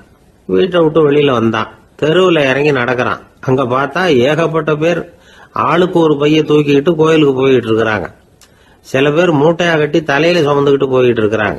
இவன் பார்த்தான். இவனுக்கு ரொம்ப ஆச்சரியமா இருந்தது. ஏன்னா எல்லாரும் வச்சிருக்கிற பைய இவன் பைய விட பெருசா இருந்தது. இவன் பை தான் இருக்கிறதுலயே கொஞ்சம் சின்னதா தெரிஞ்சது. இப்ப அவன் மறுபடியும் சாமியை வேண்டிக்கிட்டான், கடவுளே இப்ப உள்ள சூழ்நிலையை கவனிச்சா என்கிட்ட இருக்கிற பைய பரவாயில்லன்னு தோணுது. அதனால வேற பை எதையும் மாத்த வேணாம், இதுவே பரவாயில்ல, இந்த பையோட திரும்பி வீட்டுக்கு போனா போதும்னு நினைக்கிறேன் அப்படின்னு ஏதோ நினைக்க ஆரம்பிச்சுட்டான் அவன். எல்லாரும் கோயிலுக்கு போய் சேர்ந்தாங்க. கோயில்ல அந்த குரல் மறுபடியும் கேட்டுது. எல்லாரும் அவங்கவுங்க பைகளை சோகத்துல தொங்க விடுங்க. திடீர்னு விளக்குகள் அணையும், மணி அடிக்கப்படும், அதுதான் அடையாளம். அந்த சமயத்துல இருட்டுல உங்களுக்கு வேண்டிய பைய நீங்க மாத்தி எடுத்துக்கலாம், தேர்ந்தெடுத்துக்கலாம். வெளிச்சம் இருக்கிறப்பவே உங்களுக்கு பிடிச்ச பைக்கு பக்கமா பார்த்து நீங்க நின்னுக்கலாம் அப்படின்னு சொல்லி விவரம் சொல்லிச்சான் அந்த குரல். அப்படி சொன்னதுக்கு அப்புறம் திடீர்னு விளக்கு அணைஞ்சுது, மணி அடிச்சுது. கொஞ்ச நேரம் கழிச்சு மறுபடியும் விளக்குகள்லாம் எரிஞ்சுது. இப்போ பார்த்தா எல்லாரும் அவங்கவுங்க பையையே கெட்டியா பிடிச்சிட்டு நிக்கிறாங்க. இவனும் அப்படியே நிக்கிறான். இவன் மெதுவா பக்கத்துல நிக்கிறவங்க கிட்ட கேட்டானா, ஏன் நீங்க பைய கையிலேயே வச்சிருக்கிறீங்க, செவுத்துல மாட்டலையா அப்படின்னு கேட்டிருக்கான். இல்லப்பா, நீ ஏன் கையிலேயே வச்சிருக்கிறியோ அதே காரணத்துக்காக தான் நாங்களும் வச்சிருக்கிறோம். நம்ம கவலைகளை பத்தி நமக்கு ஓரளவுக்காவது தெரியும். ஆனா மத்தவங்க கவலைகள் நமக்கு பரிச்சயம் இல்லாதவை, பழக்கம் இல்லாதது. அதனால நமக்கு தெரிஞ்ச கவலைகளை சமாளிக்கிறது சுலபம். தெரியாததை சமாளிக்கணும்னா மறுபடியும் ஆரம்பத்தில இருந்து ஆரம்பிக்கணும். அதனால பழைய நண்பர்களோட வாழறது தான் மேல் அப்படின்னு நானான். அதுக்கப்புறம் அவன் தன்னோட பைய போதும்னு வீட்டுக்கு திரும்பி வந்துட்டானான். இது ஒரு பெரியவர் சொல்லி இருக்கிற கதை. அதனால நம்ம கிட்ட இருக்கிற கஷ்டங்கள் தான் பெருசு, அதை இன்னொருத்தங்கிட்ட கொடுத்துட்டு மாத்திக்கலாம் அப்படின்னு நினைக்கிறது தப்பு. இதே மாதிரி இன்னொரு சம்பவம். ஒரு ஊர்ல ஒரு நாள் ராத்திரி ஆகாயத்திலிருந்து கடவுள் குரல் கேக்குது. இந்த ஊர்ல இருக்கிற ஜனங்கள்லாம் கொஞ்சம் கவனிங்க, உங்களுக்கு ஒரு செய்தி. அதாவது இங்க இருக்கிற ஜனங்கள்லயே கொஞ்சம் கூட கவலையே இல்லாத ஆள் யாருன்னு எனக்கு தெரியணும். அதனால எல்லாரும் அவங்கவுங்க கவலைகளை ஒரு பையில போட்டு எடுத்துக்கிட்டு கோயிலுக்கு வாங்க அப்படின்னாரு கடவுள். உடனே வரிசையா எல்லாரும் வர ஆரம்பிச்சாங்க. எல்லார் கையிலயும் பை இருந்தது, சின்னதும் பெருசுமா. கவலையே இல்லாத ஆள் யாருன்னு தேடினார் கடவுள். ஒரே ஒரு ஆள் மட்டும் கையில எதுவும் இல்லாம வெறும் கையை வீசிக்கிட்டு ரொம்ப ஜாலியா நடந்து வந்துகிட்டு இருந்தான். கடவுள் அவங்க கிட்ட போனார். ஏன்பா உனக்கு கவலையே இல்லையா அப்படின்னு கேட்டார். எனக்கும் சில கவலைகள்லாம் உண்டு அப்படின்னு அவன். எங்க அதெல்லாம்னு கேட்டிருக்காரு கடவுள். பின்னாடி லாரியில வந்துகிட்டு இருக்கு அப்படின்னு அவன். ஒரு காட்டுல ஒரு நரி இருந்தது. ஒரு நாள் காலை நேரம் அது தன்னுடைய இருப்பிடத்திலிருந்து வெளியில வந்தது. கொஞ்ச தூரம் நடந்து வந்தது. அப்பதான் அது தன்னோட நிழலை கவனிச்சு பார்த்தது. பார்த்தா அது ரொம்ப நீளமா பெருசா இருக்குது. காலை நேரத்துல நிழல் அப்படித்தானே இருக்கும். ஆனா அந்த நரிக்கு அந்த விஷயம் தெரியல. தன்னுடைய நீண்ட பெரிய நிழலை பார்த்து ஆச்சரியப்பட்டது. ஆஹா, நாம இவ்வளவு பெருசாவா இருக்கிறோம் அப்படின்னா என்னுடைய காலை சாப்பாட்டுக்கு ஒரு யானை இல்லைன்னா ஒரு ஒட்டகம் கிடைச்சாதான் சரியா இருக்கும் போல இருக்கு அப்படின்னு முடிவு பண்ணிட்டுது. உடனே ஒரு யானை அல்லது ஒட்டகத்தை தேடி அலைஞ்சது, எங்க கிடைக்கும்னு. கிடைக்கவே இல்லை. மத்தியானம் 12 மணி ஆயிட்டுது. பசியோட அலையுது. இப்ப தன்னோட நிழலை பார்த்தது. அது மத்தியான நிழல் எப்படி இருக்கும், அது ரொம்பவும் குறுகி போய் தெரிஞ்சது. உடனே அந்த நரி என்ன நினைச்சுக்கிட்டு தான் தெரியுமா, காலை ஆகாரம் சாப்பிடாததுனால நம்ம உடம்பு இப்படி அழிச்சு போட்டுதே அப்படின்னு நினச்சிக்கிட்டு தான். கொஞ்ச நேரம் கழிச்சு மறுபடியும் தன்னுடைய நிழலை பார்க்குது. அது இன்னமும் குறுகி போய் காலடியிலேயே வந்துட்டுது. அதுக்கு பயமாக போயிடுது. ஐயையோ, இன்னும் கொஞ்ச நேரத்தில் நாம் இறந்துருவோம் போல இருக்க, இப்போ என்ன செய்யறது? இந்த சமயத்தில் ஒரு எறும்பு கிடைச்சா கூட போதும், அதை நம்ம காலை ஆகாரமாக நினச்சி சாப்பிட்டுள்ளாமே அப்படின்னு நினச்சிதான். நம்முடைய நிழல் கூட நம்மளை மாதிரியே தான் அடிக்கடி மாறிக்கிட்டே தான் இருக்குது. அது எப்பவும் ஒரே மாதிரி இருக்கிறது இல்லை. மனிதனுக்கு ஏற்படுகிற தன்முனைப்பு இருக்கு பாருங்க, ஈகோ, அது கூட ஒரு நிழல் மாதிரி தானா. அப்படி நினைக்க ஆரம்பிச்சுட்டா அதனால ஏதும் பிரச்சனை வராதான். தன்முனைப்பை நிழல் போலவே ஏற்றுக்கொள்ளுங்கள் அப்படிங்கிறது பெரியவங்க கருத்து. ஒரு காரியத்தை வெற்றிகரமா நல்ல விதமா செஞ்சு முடிக்கிறோம்னு வச்சுக்கோங்க, அந்த சமயத்துல ஒரு வித நுட்பமான தற்பெருமை நமக்குள்ள உண்டாகுது. இது இயற்கையானது, அதனால இது மேல பற்று வைக்கக்கூடாது. அப்படி வைக்க ஆரம்பிச்சுட்டா அந்த தற்பெருமை ஒரு நிரந்தர விருந்தாளியா நம்ம கிட்ட தங்கிக்கும். நம்ம நிழல் எப்படின்னு பாருங்க, நாம நடக்கும் பொழுது நம்ம பின்னாடியே வரும். தன்முனைப்பையும் அப்படியே நினைச்சுக்குங்க. நிழல் யாருக்கும் எந்த பிரச்சனையையும் உண்டாக்குறது இல்லை. ஆனா அந்த நிழலை கண்டே நாம பயப்பட ஆரம்பிச்சுட்டா நாம எதுலையும் வெற்றி காண முடியாது. நிழலோட சண்டை போடக்கூடாது. அது மாதிரி தன்முனைப்போடவும் நாம சண்டை போட வேண்டியதில்லை. இல்லாத ஒன்றோடு சண்டை போடுறது எப்படின்னா, அது இருட்டோட சண்டை போடுறது மாதிரி. நாம நிழல் கிடையாது, நம்ம கிட்ட இருக்கிற தன்முனைப்பு ஒரு நிழல். நம்ம நிழலையும் நமக்கு சமமா பாக்குறோம் பாருங்க, அங்கதான் சிக்கலே ஆரம்பம். இப்போ நாம நடந்து போய்கிட்டு இருக்கிறோம், நம்ம நிழல் தரையில விழுது. யாரோ ஒருத்தர் நம்ம நிழல் மேல காலை வச்சு நடந்து போறார். உடனே அவர்கிட்ட சண்டைக்கா போறோம், ஏண்டா என் நிழலை மிதிச்ச அப்படின்னு. நமக்கு தெரியும் அது நிழல் தாங்கிறது. அவர் உங்க மேல நடக்கல, உங்களுடைய நிழல் மேலதான் நடக்கிறார். அது மாதிரி உங்க தன்முனைப்பின் மேல யாராவது நடந்தா உங்களை அவமானப்படுத்துறதா நினைக்கிறீங்க. காரணம், நாமளும் நம்ம தன்முனைப்பும் ஒண்ணுங்கிற நினைப்பு தான் காரணம், மற்றபடி வேற ஒண்ணும் கிடையாது. நம்ம நிழல் மேல நடக்கிறவர் நம்மளை காயப்படுத்துறது இல்லை. தன்முனைப்பை வேண்டாத ஒன்னாவும் பார்க்க வேண்டியதில்லை. அது இயற்கை. நிழலை உங்க முன்னாடி வைக்க வேணாம், அது உங்க பின்னாடியே இருக்கட்டும். நிழலின் நிழலாகி விடாதீர்கள், நீங்கள் நீங்களாகவே இருங்கள். இதுதான் சான்றோர் சிந்தனை. ஒரு பேருந்துல ஒரே நெரிசல். ஒருத்தர் பக்கத்துல நின்றுகிட்டு இருந்தவர்கிட்ட ரொம்ப பணிவா விசாரிச்சார், ஏன் சார் நீங்க ஏதாவது பெரிய உத்தியோகத்துல இருக்கிறீங்களா அப்படின்னார். அப்படிலாம் ஒண்ணும் இல்லைங்கன்னார் அவரு. அப்படின்னா வேற ஏதாவது அரசியல்ல பெரிய பதவியில் இருக்கிறீங்களா அப்படின்னு கேட்டார். அதுவும் இல்லைங்கன்னார். சரி, பணமாவது அதிகமா வச்சிருக்கீங்களா அப்படின்னு கேட்டார். அப்படிலாம் ஒன்றும் கிடையாது சார்னார் அவரு. அப்புறம் எதுக்குடா என் காலை மிதிச்சுக்கிட்டு இருக்கிற, இடரா காலை அப்படின்னாராம் இவர். ஒரு ஆள் இருந்தார், அவரு தன்னை ஒரு குருன்னு சொல்லிக்கிட்டார். மௌன குரு, வாயே திறக்கிறது இல்லை. அவருக்கு 2 சீடர்கள் உண்டு. இவங்க தான் வர்றவங்க கிட்ட பேசுவாங்க, விளக்கம் கொடுப்பாங்க. ஒரு நாள் இந்த சீடர்கள் 2 பேரும் எங்கேயோ வெளியில் போயிட்டாங்க. அந்த நேரம் பார்த்து ஒருத்தர் அங்கே வந்தார். குரு கிட்ட போனார். குருவே, புத்தர்னா என்னன்னு கேட்டார். குருவுக்கு ஒன்றும் புரியல. அவர் உண்மையான குருவாக இருந்தாவில் புரியும். அவர் திருன்னு முழிக்க ஆரம்பிச்சுட்டார். இந்த நேரம் பார்த்து இந்த சீடர்கள் எங்கேயோ போயிட்டாங்களே, என்ன பண்ணுறது, உதவிக்கு யாராவது கிடைக்க மாட்டாங்களா அப்படின்னு அப்படியே சுற்றி பார்க்குறார். அங்கங்கே பார்க்குறார். வந்தவர் இதை கவனிச்சார். ஏதோ புரிஞ்சுக்கிட்ட ஒரு மாதிரி அடுத்த கேள்வி கேட்டார். தர்மம்னா என்ன சுவாமின்னார். குருவுக்கு ரொம்ப சங்கடமாக போச்சு. நம்ம நிலைமை இப்படி ஆயிட்டுதே, இக்கட்டில் மாட்டிக்கிட்டோமே அப்படின்னு நினச்சபடியே விட்டத்தை பார்த்தார். அப்புறம் குனிஞ்சு தரையை பார்த்தார். அப்படியே உட்காந்துக்கிட்டார். வந்தவர் உடனே அடுத்த கேள்விக்கு போயிட்டார். தியானம்னா என்ன சுவாமின்னார். பாவம் என்ன பண்ணுவார் அந்த குரு, பேசாமல் கண்ணை கெட்டியாக மூடிக்கிட்டார். இது ஏதுடா வம்பா போச்சுன்னு. இவர் இப்படி பண்ணா கூட வந்தவர் சளைக்கல. இன்னொரு கேள்வியும் கேட்டார். ஆசீர்வாதம்னா என்ன அப்படின்னார். இவர் பார்த்தார், இப்படியே போனா இவர் கேள்வி கேட்கறத நிறுத்த மாட்டார் அப்படின்னு நினைச்சுக்கிட்டு எனக்கு ஒண்ணுமே தெரியாதுங்கிற பாவனையில 2 கையையும் விரிச்சு காட்டினார்.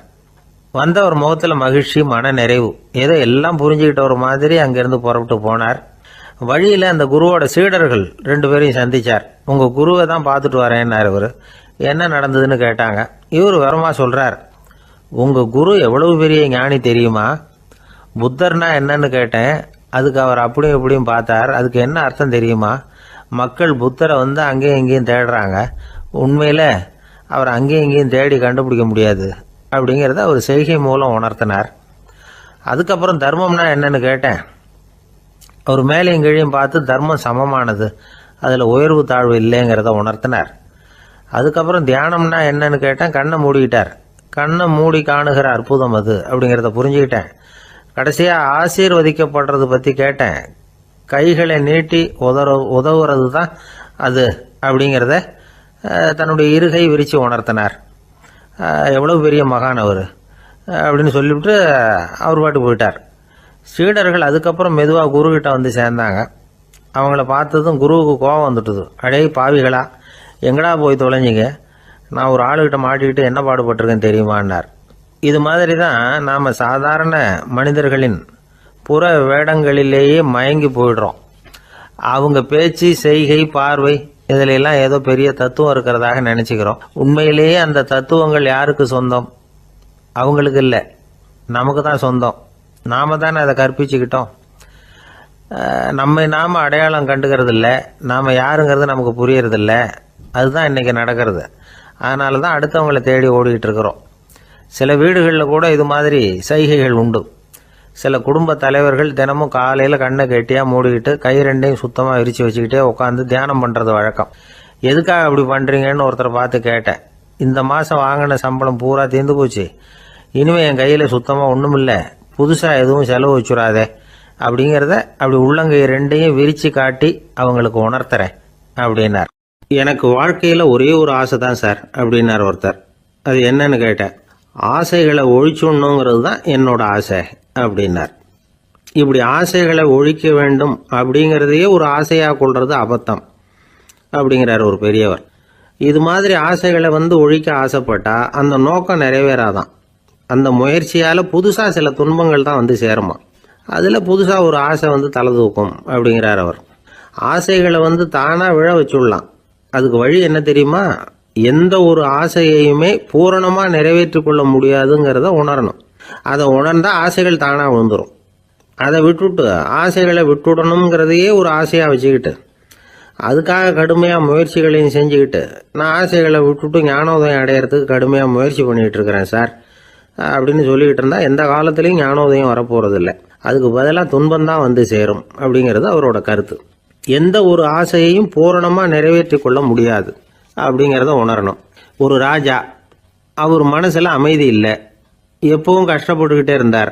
இந்த துன்பத்தை போக்குறதுக்கு பல வழிகளில் என்னென்னமோ முயற்சியெல்லாம் பண்ணி பார்த்தார். ஒன்றும் சரியாக வரல. கடைசியாக ஒரு காரியம் பண்ணார். அதாவது ஒரு வேதாந்தியை தேடிட்டு போனார். அவரை பார்த்து கேட்டார், ஐயா, என்னுடைய துன்பங்கள்லேருந்து நான் விடுபடணும், அதுக்கு சுலபமாக ஏதாவது ஒரு வழி இருந்தால் சொல்லுங்களேன் அப்படின்னு கேட்டுக்கிட்டார். அதுக்கு அந்த வேதாந்தி சொன்னார், அதுக்கு ஒரு வழி சொல்கிறேன், அது மாதிரி செய். அதாவது உன்னுடைய ராஜ்யத்துக்குள்ள போதுங்கிற மனசோட வாழுற ஒருத்தனை கண்டுபிடிக்கணும். அப்படி கண்டுபிடிச்சி அவனுடைய சட்டையை வாங்கி நீ போட்டுக்கணும். அப்படி போட்டுக்கிட்டா உன்னுடைய துன்பம் தீர்ந்துரும் அப்படின்னார். உடனே ராஜாவுக்கு ரொம்ப மகிழ்ச்சி. அரண்மனையில் இருந்த அத்தனை பேரையும் ஆளுக்கு ஒரு பக்கமாக அனுப்புனார், தேட சொன்னார். போதுங்கிற மனசுடைய ஒருத்தனை கண்டுபிடிச்சி கொண்டுகிட்டு வாங்க அப்படின்னார். எங்கெங்கேயோ தேடி கடைசியாக ஒரு ஆளை கண்டுபிடிச்சாங்க. அவன் போதுங்கிற மனசோட இருக்கிறவன் தான். ஆனால் அவன்கிட்ட சட்டை எதுவும் இல்லை. இடையில கட்டியிருக்கிற துண்டே போதுங்கிற மனசோடு அவன் வாழ்ந்துக்கிட்டு இருக்கிறான். சட்டை இருந்தாவில் ராஜா வாங்கி மாட்டிக்க முடியும். அந்த வேதாந்தி ஏன் அப்படி சொன்னாருங்கிறதுக்கான அர்த்தம் இப்போ தான் ராஜாவுக்கு புரிஞ்சுதான். இது வரைக்கும் சொன்னதெல்லாம் ஞான மார்க்கத்தை தேடிக்கிட்டுறவனுக்கான உள்ள தகவல். இப்போ இன்னைக்கு இளைஞர்கள் இதை கேட்டுவிட்டு நமக்கு ஆசையே வேணாம் அப்படின்னு முடிவு பண்ணிவிட்டா வாழ்க்கையில் முன்னேறவே முடியாது. நம்முடைய முயற்சிக்கு ஆசை தான் தூண்டுகோல். அதனால் இந்த ஆசையையும் அந்த ஆசையையும் போட்டு குழப்பிக்கக்கூடாது. ஆனால் ஒன்று, பேராசை நமக்கு தேவையில்லை. நாம் படுற ஆசையிலேயும் ஒரு நியாயம் இருக்கணும். ஏன்னா நம்மளில் சில பேர் நீங்கள் தான் சார் சொன்னீங்க, அதனால தான் ஆசைப்பட்டேன், அரை தான் கிடைச்சது மிச்சம் அப்படிம்பாங்க கன்னத்தை தடவிக்கிட்டே. அதனால் இப்போல்லாம் எந்த தகவலை சொன்னாலும் ரொம்ப எச்சரிக்கையாக இருக்க வேண்டியிருக்குது. ஒரு ஆள் ஒரு கடை வச்சு வியாபாரம் பண்ணிக்கிட்டு இருந்தான். அவனுக்கு ரொம்ப பேராசை, நிறைய பணம் சேர்க்கணும்னு. திடீர்னு ஒரு நாள் அவனுக்கு உடம்பு ரொம்ப சுகம் இல்லாமல் போயிட்டுது. இனிமேல் பிழைக்கிறது கஷ்டங்கிற நிலைமை. மரணப்படுகையில் இருக்கிறான். சொந்தக்காரங்கள்லாம் சுற்றி உட்காந்துருக்குறாங்க. இவன் மெதுவாக கண்ணை திறந்து பார்க்குறான். என் வீட்டுக்காரி எங்கேன்னா, இதோ இருக்கேன் அப்படின்னாங்க அந்த அம்மா. பசங்கள்லாம் எங்கேங்கிறான், இதோ பக்கத்தில் தான் நின்றுக்கிட்டு இருக்கிறோங்கிறாங்க. பொண்ணுங்க எங்கேங்கிறான், எல்லாம் இங்கே தான் இருக்கிறோம் அப்படிங்கிறாங்க. எல்லாம் இங்கே தான் பக்கத்தில் தான் இருக்கோம், நீங்கள் கவலைப்படாதீங்கன்னு சொல்கிறாங்க எல்லாம். அவன் மெதுவாக கஷ்டப்பட்டு வாயை திறந்து, அட பாவிங்களா, எல்லாரும் இங்கே இருந்தால் அங்கே கடையை யார் கவனிக்கிறது அப்படின்னானா. ராமகிருஷ்ணர் வாழ்ந்த காலத்தில் நடந்த ஒரு நிகழ்ச்சி இது. அப்போ ஒரு ஓவியர் இருந்தாராம். அவருக்கு ஒரு ஆசை, ராமகிருஷ்ணர் படத்தை வரையணும், அதை அவர்கிட்டயே கொண்டுட்டு போய் காட்டி அபிப்பிராயம் கேட்கணும். இதுதான் அந்த ஓவியரின் ஆசை. உடனே ராமகிருஷ்ணர் படத்தை வரைஞ்சி முடித்தார். அதை எடுத்துக்கிட்டு போனார். இவர் போன சமயம் அங்கே ராமகிருஷ்ணர் சீடர்களோடு உட்காந்துருக்கிறார். விவேகானந்தர் அங்கே இருக்கிறார். இந்த ஓவியர் கொண்டுகிட்டு போய் தான் வரைந்த ஓவியத்தை அவர்கிட்ட காட்டினார். ராமகிருஷ்ண பரமஹம்சரின் ஓவியத்தை ராமகிருஷ்ணர்கிட்டயே காட்டுறார். ராமகிருஷ்ணர் என்ன பண்ணார் தெரியுமா? அந்த படத்தை பார்த்தார். உடனே அது காலை தொட்டார். குருதேவருடைய இந்த செயல் சீடர்களுக்கு ரொம்ப வியப்பை உண்டு பண்ணிச்சு. சில பேர் மனசுக்குள்ளேயே ரொம்ப குழம்பி போக ஆரம்பிச்சிட்டாங்க, என்ன இப்படி பண்ணுறாருன்னு. என்ன இது அவரோட படம், அவரே அவரோட படத்தின் காலை தொடுறார் அப்படின்னு யோசிச்சாங்க. சில பேர் ஒன்றும் புரியாமல் ஒருத்தர் பார்த்து சிரிச்சுக்கிட்டாங்க. அந்த இடத்துல சீடர்கள் மட்டும் இல்லை, சீடர் அல்லாத பல பேர் இருந்தாங்க. தன்னுடைய காலை தானே தொடர இவருடைய செயல் பற்றி என்ன நினைக்கிறது அப்படின்னு அவங்களும் குழம்பி போய் நிற்கிறாங்க. அந்த படத்தை வரைஞ்சி அவர்கிட்ட காட்டின அந்த ஓவியருக்கும் அதிர்ச்சி. இருந்தாலும் அவர் சீடர் கிடையாது, அதனால் கொஞ்சம் துணிச்சலை வர வச்சுக்கிட்டு கேட்டார், என்னங்க இது, என்னால் என்னுடைய கண்களையே நம்ப முடியல, இது உங்கள் சொந்த உருவப்படம், நீங்கள் உங்கள் சொந்த கால்களையே தொடுறீங்க, இது எங்களுக்கு கொஞ்சம் சங்கடமாக இருக்குதே அப்படின்னார். ராமகிருஷ்ணரின் கண்களில் ஆனந்த கண்ணீர் வழிஞ்சுதான். அவர் சொன்னாராம், இது என்னோட படம்ங்கிறது எனக்கு தெரியும், ஆனால் இது என்னோட படம்ங்கிறதுனால நான் இதோட காலை தொடலை. நீ என்னுடைய சமாதி நிலையை இந்த படத்தில் படம் பிடிச்சி காட்டியிருக்கிற, அதனால் அதோட காலை தொடறேன். சமாதி நிலையில் யார் இருந்தாலும், அது என்னுடைய படமாக இருந்தாலும் சரி அல்லது வேற யாருடைய படமாக இருந்தாலும் சரி, படம் யாருதுங்கிறது முக்கியம் இல்லை. இதில் எது முக்கியம்னா அது தன்னை உணர்ந்த ஒரு உணர்நிலையின் படம். அப்படி இருக்கிறப்போ அதோட காலை நான் தொடணும். அதுக்கு நீங்கள் எல்லாரும் ஏன் சங்கடப்படுறீங்கன்னு எனக்கு தெரியல அப்படின்னாராம். இப்போ தான் அங்கே இருந்த சீடர்களுக்கும் மற்றவங்களுக்கும் விவரம் புரிஞ்சுதான். இதுக்கு முன்னாடி யாரும் செய்யாததை இவர் செஞ்சிருக்கிறார், ஆனால் அவருடைய காரணம் ரொம்ப நியாயமானது அப்படிங்கிறத உணர்ந்தாங்களாம். இதுவரைக்கும் ஆன்மீகத்தில் சமாதி நிலை, அதாவது தன்னை உணர்ந்த நிலை பற்றி புரிஞ்சுக்கிட்டோம். இல்லறத்தில் ஏற்படக்கூடிய சமாதி நிலை பற்றி உங்களுக்கு தெரியுமா? ஒரு அம்மா டாக்டர்கிட்ட வந்து சொன்னாங்களாம், டாக்டர், என் வீட்டுக்காரருக்கு உடம்புல ஏதோ கோளாறுன்னு நினைக்கிறேன், நான் எவ்வளவு நேரம் பேசினாலும் காதில் விழாதது மாதிரி உட்கார்ந்துருக்கிறார் அப்படின்னு ஆகலாம். அதுக்கு அந்த டாக்டர் சொன்னாராம், அம்மா, அது உடம்பு கோளாறு இல்லை, அது ஒரு பெரிய திறமை அப்படின்னாராம். ஒரு ரயில் வேகமாக போயிட்டு இருக்கு. அது ஒரு ரயில்வே ஸ்டேஷனில் கொஞ்ச நேரம் நின்றுது. அப்போ அதில் ஒரு ஆள் ஏறினார். தலையில் ஒரு மூட்டையை வச்சுருந்தார். மூட்டையை தலையில் சுமந்துக்கிட்டே உள்ளே வந்தார். மூட்டையை தலையில் சுமந்துக்கிட்டே ஒரு இடத்துல உட்கார்ந்தார். ரயில் மறுபடியும் புறப்பட்டது. இவர் தன் தலையில் இருந்த மூட்டையை கீழே இறக்கி வைக்கணும்ல, வைக்கல, சுமந்துக்கிட்டே வர்றார்.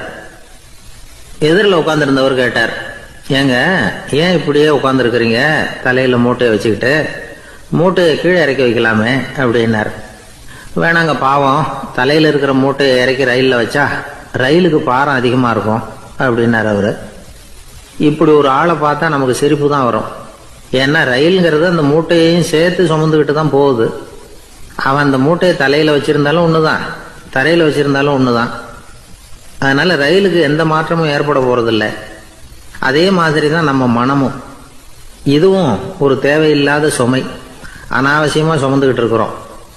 இதை கீழே இறக்கி வச்சுட்டா வாழ்க்கை பிரயாணம் சுகமாக இருக்கும். ரயில் பிரயாணம் பண்ணுற அந்த ஆள் மூட்டையை சுமக்கிறான், வாழ்க்கை பிரயாணம் பண்ணுற நாம மனசை சுமக்கிறோம். இது ரெண்டுக்கும் எந்த வித்தியாசமும் இல்லை. மனசை கீழே இறக்கி வச்சுட்டா பாரம் இல்லாமல் வாழலாம், பறவைகள் மாதிரி பறக்கலாம், குழந்தைகள் மாதிரி கள்ளங்கபடம் இல்லாமல் வாழலாம். இந்த வெளி உலகத்தில் நாம் நிலை பெற்று இருக்கணும், வேரூன்றி இருக்கணும். அதே சமயம் நம்முடைய உள்வெளியில் ஆன்மீக வாழ்க்கையில் பாரம் இல்லாமல் இருக்கணும். அப்போ பறக்கணும், நதியை போல் ஓடணும், மிதக்கணும், பயணம் சுகமாக இருக்கும், களைப்பு தெரியாது, கவலை தெரியாது. ஒரு சீடன் போதி தர்மரை நாடி வந்தான். குருவே, நீங்கள் என்ன வெறுமையாக இருக்க சொன்னீங்க, நான் இப்போ மறுபடியும் வெறுமையானவன் ஆகிட்டேன், அதனால் இப்போ என்ன செய்ய சொல்கிறீங்க என்ன அப்படின்னு சொல்லி வந்து நின்னான். உடனே அந்த குரு பக்கத்தில் இருந்த ஒரு குச்சியை எடுத்து அவன் தலையில் அடித்து போய் அந்த வெற்றுத்தன்மையையும் வீசி எறிந்து விட்டு வா அப்படின்னார். நான் இப்போ காலியாக இருக்கிறேன்னு ஒருத்தன் சொல்கிறான்னு வச்சுக்கோங்க, அது உண்மை இல்லை. ஏன்னா இன்னமும் அதில் நான்கிற எண்ணம் இருக்குது. எந்த சிந்தனையும் இல்லாமல் இருக்கிறது கடினம்தான். ஆனாலும் மனிதன் அதில் உள்ள நுட்பத்தை புரிஞ்சுக்கிட்டான்னா இவ்வளவு தூரம் தூக்கி சுமந்துக்கிட்டு வந்த அந்த மனதின் முட்டாள்தனத்தை அவனே பார்த்துட்டு சிரிப்பான்.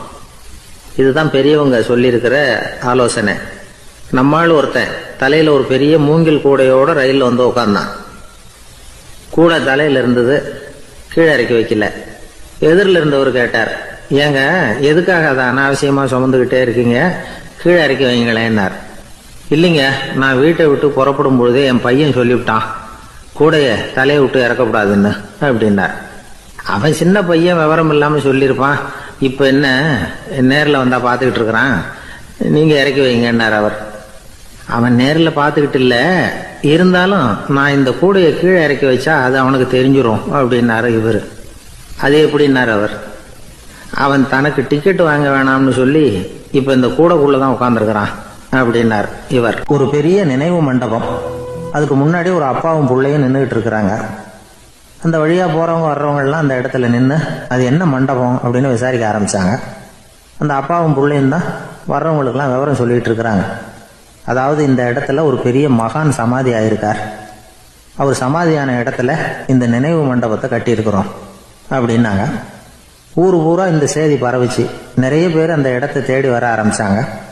இங்கே கொஞ்சம் நேரம் உட்காந்துட்டு போனால் மனசுக்கு ஒரு நிம்மதி கிடைக்கிது அப்படின்னாங்க.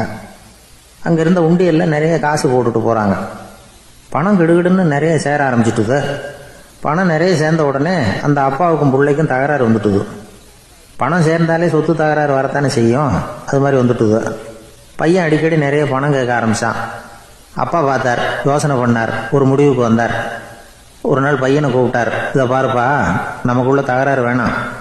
அப்பாவும் பிள்ளையும் இப்படி சண்டை போட்டுக்கிட்டா பார்க்குறவங்க தப்பாக நினைப்பாங்க. அதனால் நமக்குள்ளே சமரசமாக இதை தீர்த்துக்குவோம், என்ன சொல்கிற அப்படின்னார் அப்பா. சரின்னு நான் பையன். உடனே அந்த அப்பா என்ன பண்ணார் தெரியுமா, மகன்கிட்ட கொஞ்சம் பணத்தை கொடுத்தார், தன்கிட்ட இருந்த ஒரு கழுதையையும் கொடுத்தார். இதை வச்சு நீ பொழைச்சிக்கோ அப்படின்னு சொல்லி அனுப்பி வச்சுட்டார். மகன் அந்த கழுதையை இழுத்துக்கிட்டு அடுத்த ஊருக்கு போனான். வழியிலேயே அந்த கழுதை செத்து போச்சு. உடனே என்ன பண்ணலாம்னு யோசனை பண்ணான். ஒரு ஐடியா வந்தது. அந்த கழுதையை ஒரு சாலை ஓரமாக புதைச்சான். கையில் இருந்த பணத்தை வச்சு அந்த இடத்துல ஒரு கல் மண்டபம் கட்டினான். அந்த வழியாக 2 பேர் வந்தாங்க. இது என்ன மண்டபம்னு விசாரித்தாங்க. இந்த இடத்துல ஒரு பெரிய மகான் சமாதி ஆயிருக்கிறார் அப்படின்னா. இந்த செய்தி ஊர் பூரா பரவ ஆரம்பிச்சுட்டுது. நிறைய பேர் வந்து போக ஆரம்பித்தாங்க. இங்கே வந்தால் மனசுக்கு ஒரு பெரிய நிம்மதி கிடைக்குது அப்படின்னு வேற சொல்ல ஆரம்பித்தாங்க. வர வர கூட்டம் அதிகமாக வர ஆரம்பிச்சுட்டுது. உண்டியலில் பணம் நிறைய சேர்ந்துட்டுது. நகையெல்லாம் கூட கழட்டி காணிக்கையாக போட ஆரம்பிச்சுட்டாங்க. அப்பாவை விட மகன் பெரிய ஆளாயிட்டான். இதை கேள்விப்பட்டார் அப்பா. பையனை பார்த்துட்டு வரலாம்னு ஒரு நாள் புறப்பட்டு வந்தார். பையன் ஓஹோன்னு இருக்கிறான். பங்களா, காரு எல்லாம் வந்துட்டுது. எப்படிடா இந்த அளவுக்கு ஆனே அப்படின்னு விசாரித்தார். அப்பா, எல்லாம் உங்கள் ஆசீர்வாதம் தான். நீங்கள் கொடுத்த மூலதனத்தை வச்சு தான் இவ்வளவும் சம்பாதிச்சேன் அப்படின்னு நான் பையன். அது எப்படிறான்னு விசாரித்தார். அப்பா, நீங்கள் ஒரு கழுதை குட்டியும் கொஞ்சம் பணமும் என்கிட்ட கொடுத்து அனுப்பி வச்சிங்க. அதை எடுத்துக்கிட்டு வந்தேன். வர்ற வழியில் அந்த கழுதை செத்து போச்சு. உடனே யோசனை பண்ணேன், அந்த கழுதையை இந்த இடத்துல புதைச்சேன். கையில் இருந்த பணத்தை வச்சு மண்டபம் கட்டினேன். மகான் ஒருத்தர் சமாதி ஆயிருக்கார் அப்படின்னு வதந்தியை கிளப்பி விட்டேன். ஜனங்கள்லாம் ஏமாந்து போய் காசை கொண்டாந்து போட ஆரம்பிச்சிட்டாங்க. நான் பொழைச்சிக்கிட்டு இருக்கிறேன் அப்படின்னா. இப்போதான்டா நீ என் புள்ள அப்படின்னு சொல்லி சந்தோஷப்பட்டாரான் அந்த அப்பா. ஏன் அப்படி சொல்கிறீங்கன்னு கேட்டிருக்கான் பையன். கழுதை குட்டியை புதைச்சி மண்டபம் கட்டியிருக்கிற நீ, ஏற்கனவே நம்ம ஊரில் நாம் கட்டியிருக்கிறோமே மண்டபம், அது இந்த கழுதையோட அம்மாவை புதைச்ச இடம். மகான் சமாதி ஆயிருக்காருன்னு நானும் சும்மா கப்ஸா தான் விட்டுக்கிட்டு இருக்கேன் அப்படின்னாரான் அப்பா. முட்டாள் ஜனங்களை நினச்சி அந்த 2 பேரும் சத்தம் போட்டு சிரிச்சாங்களாம்.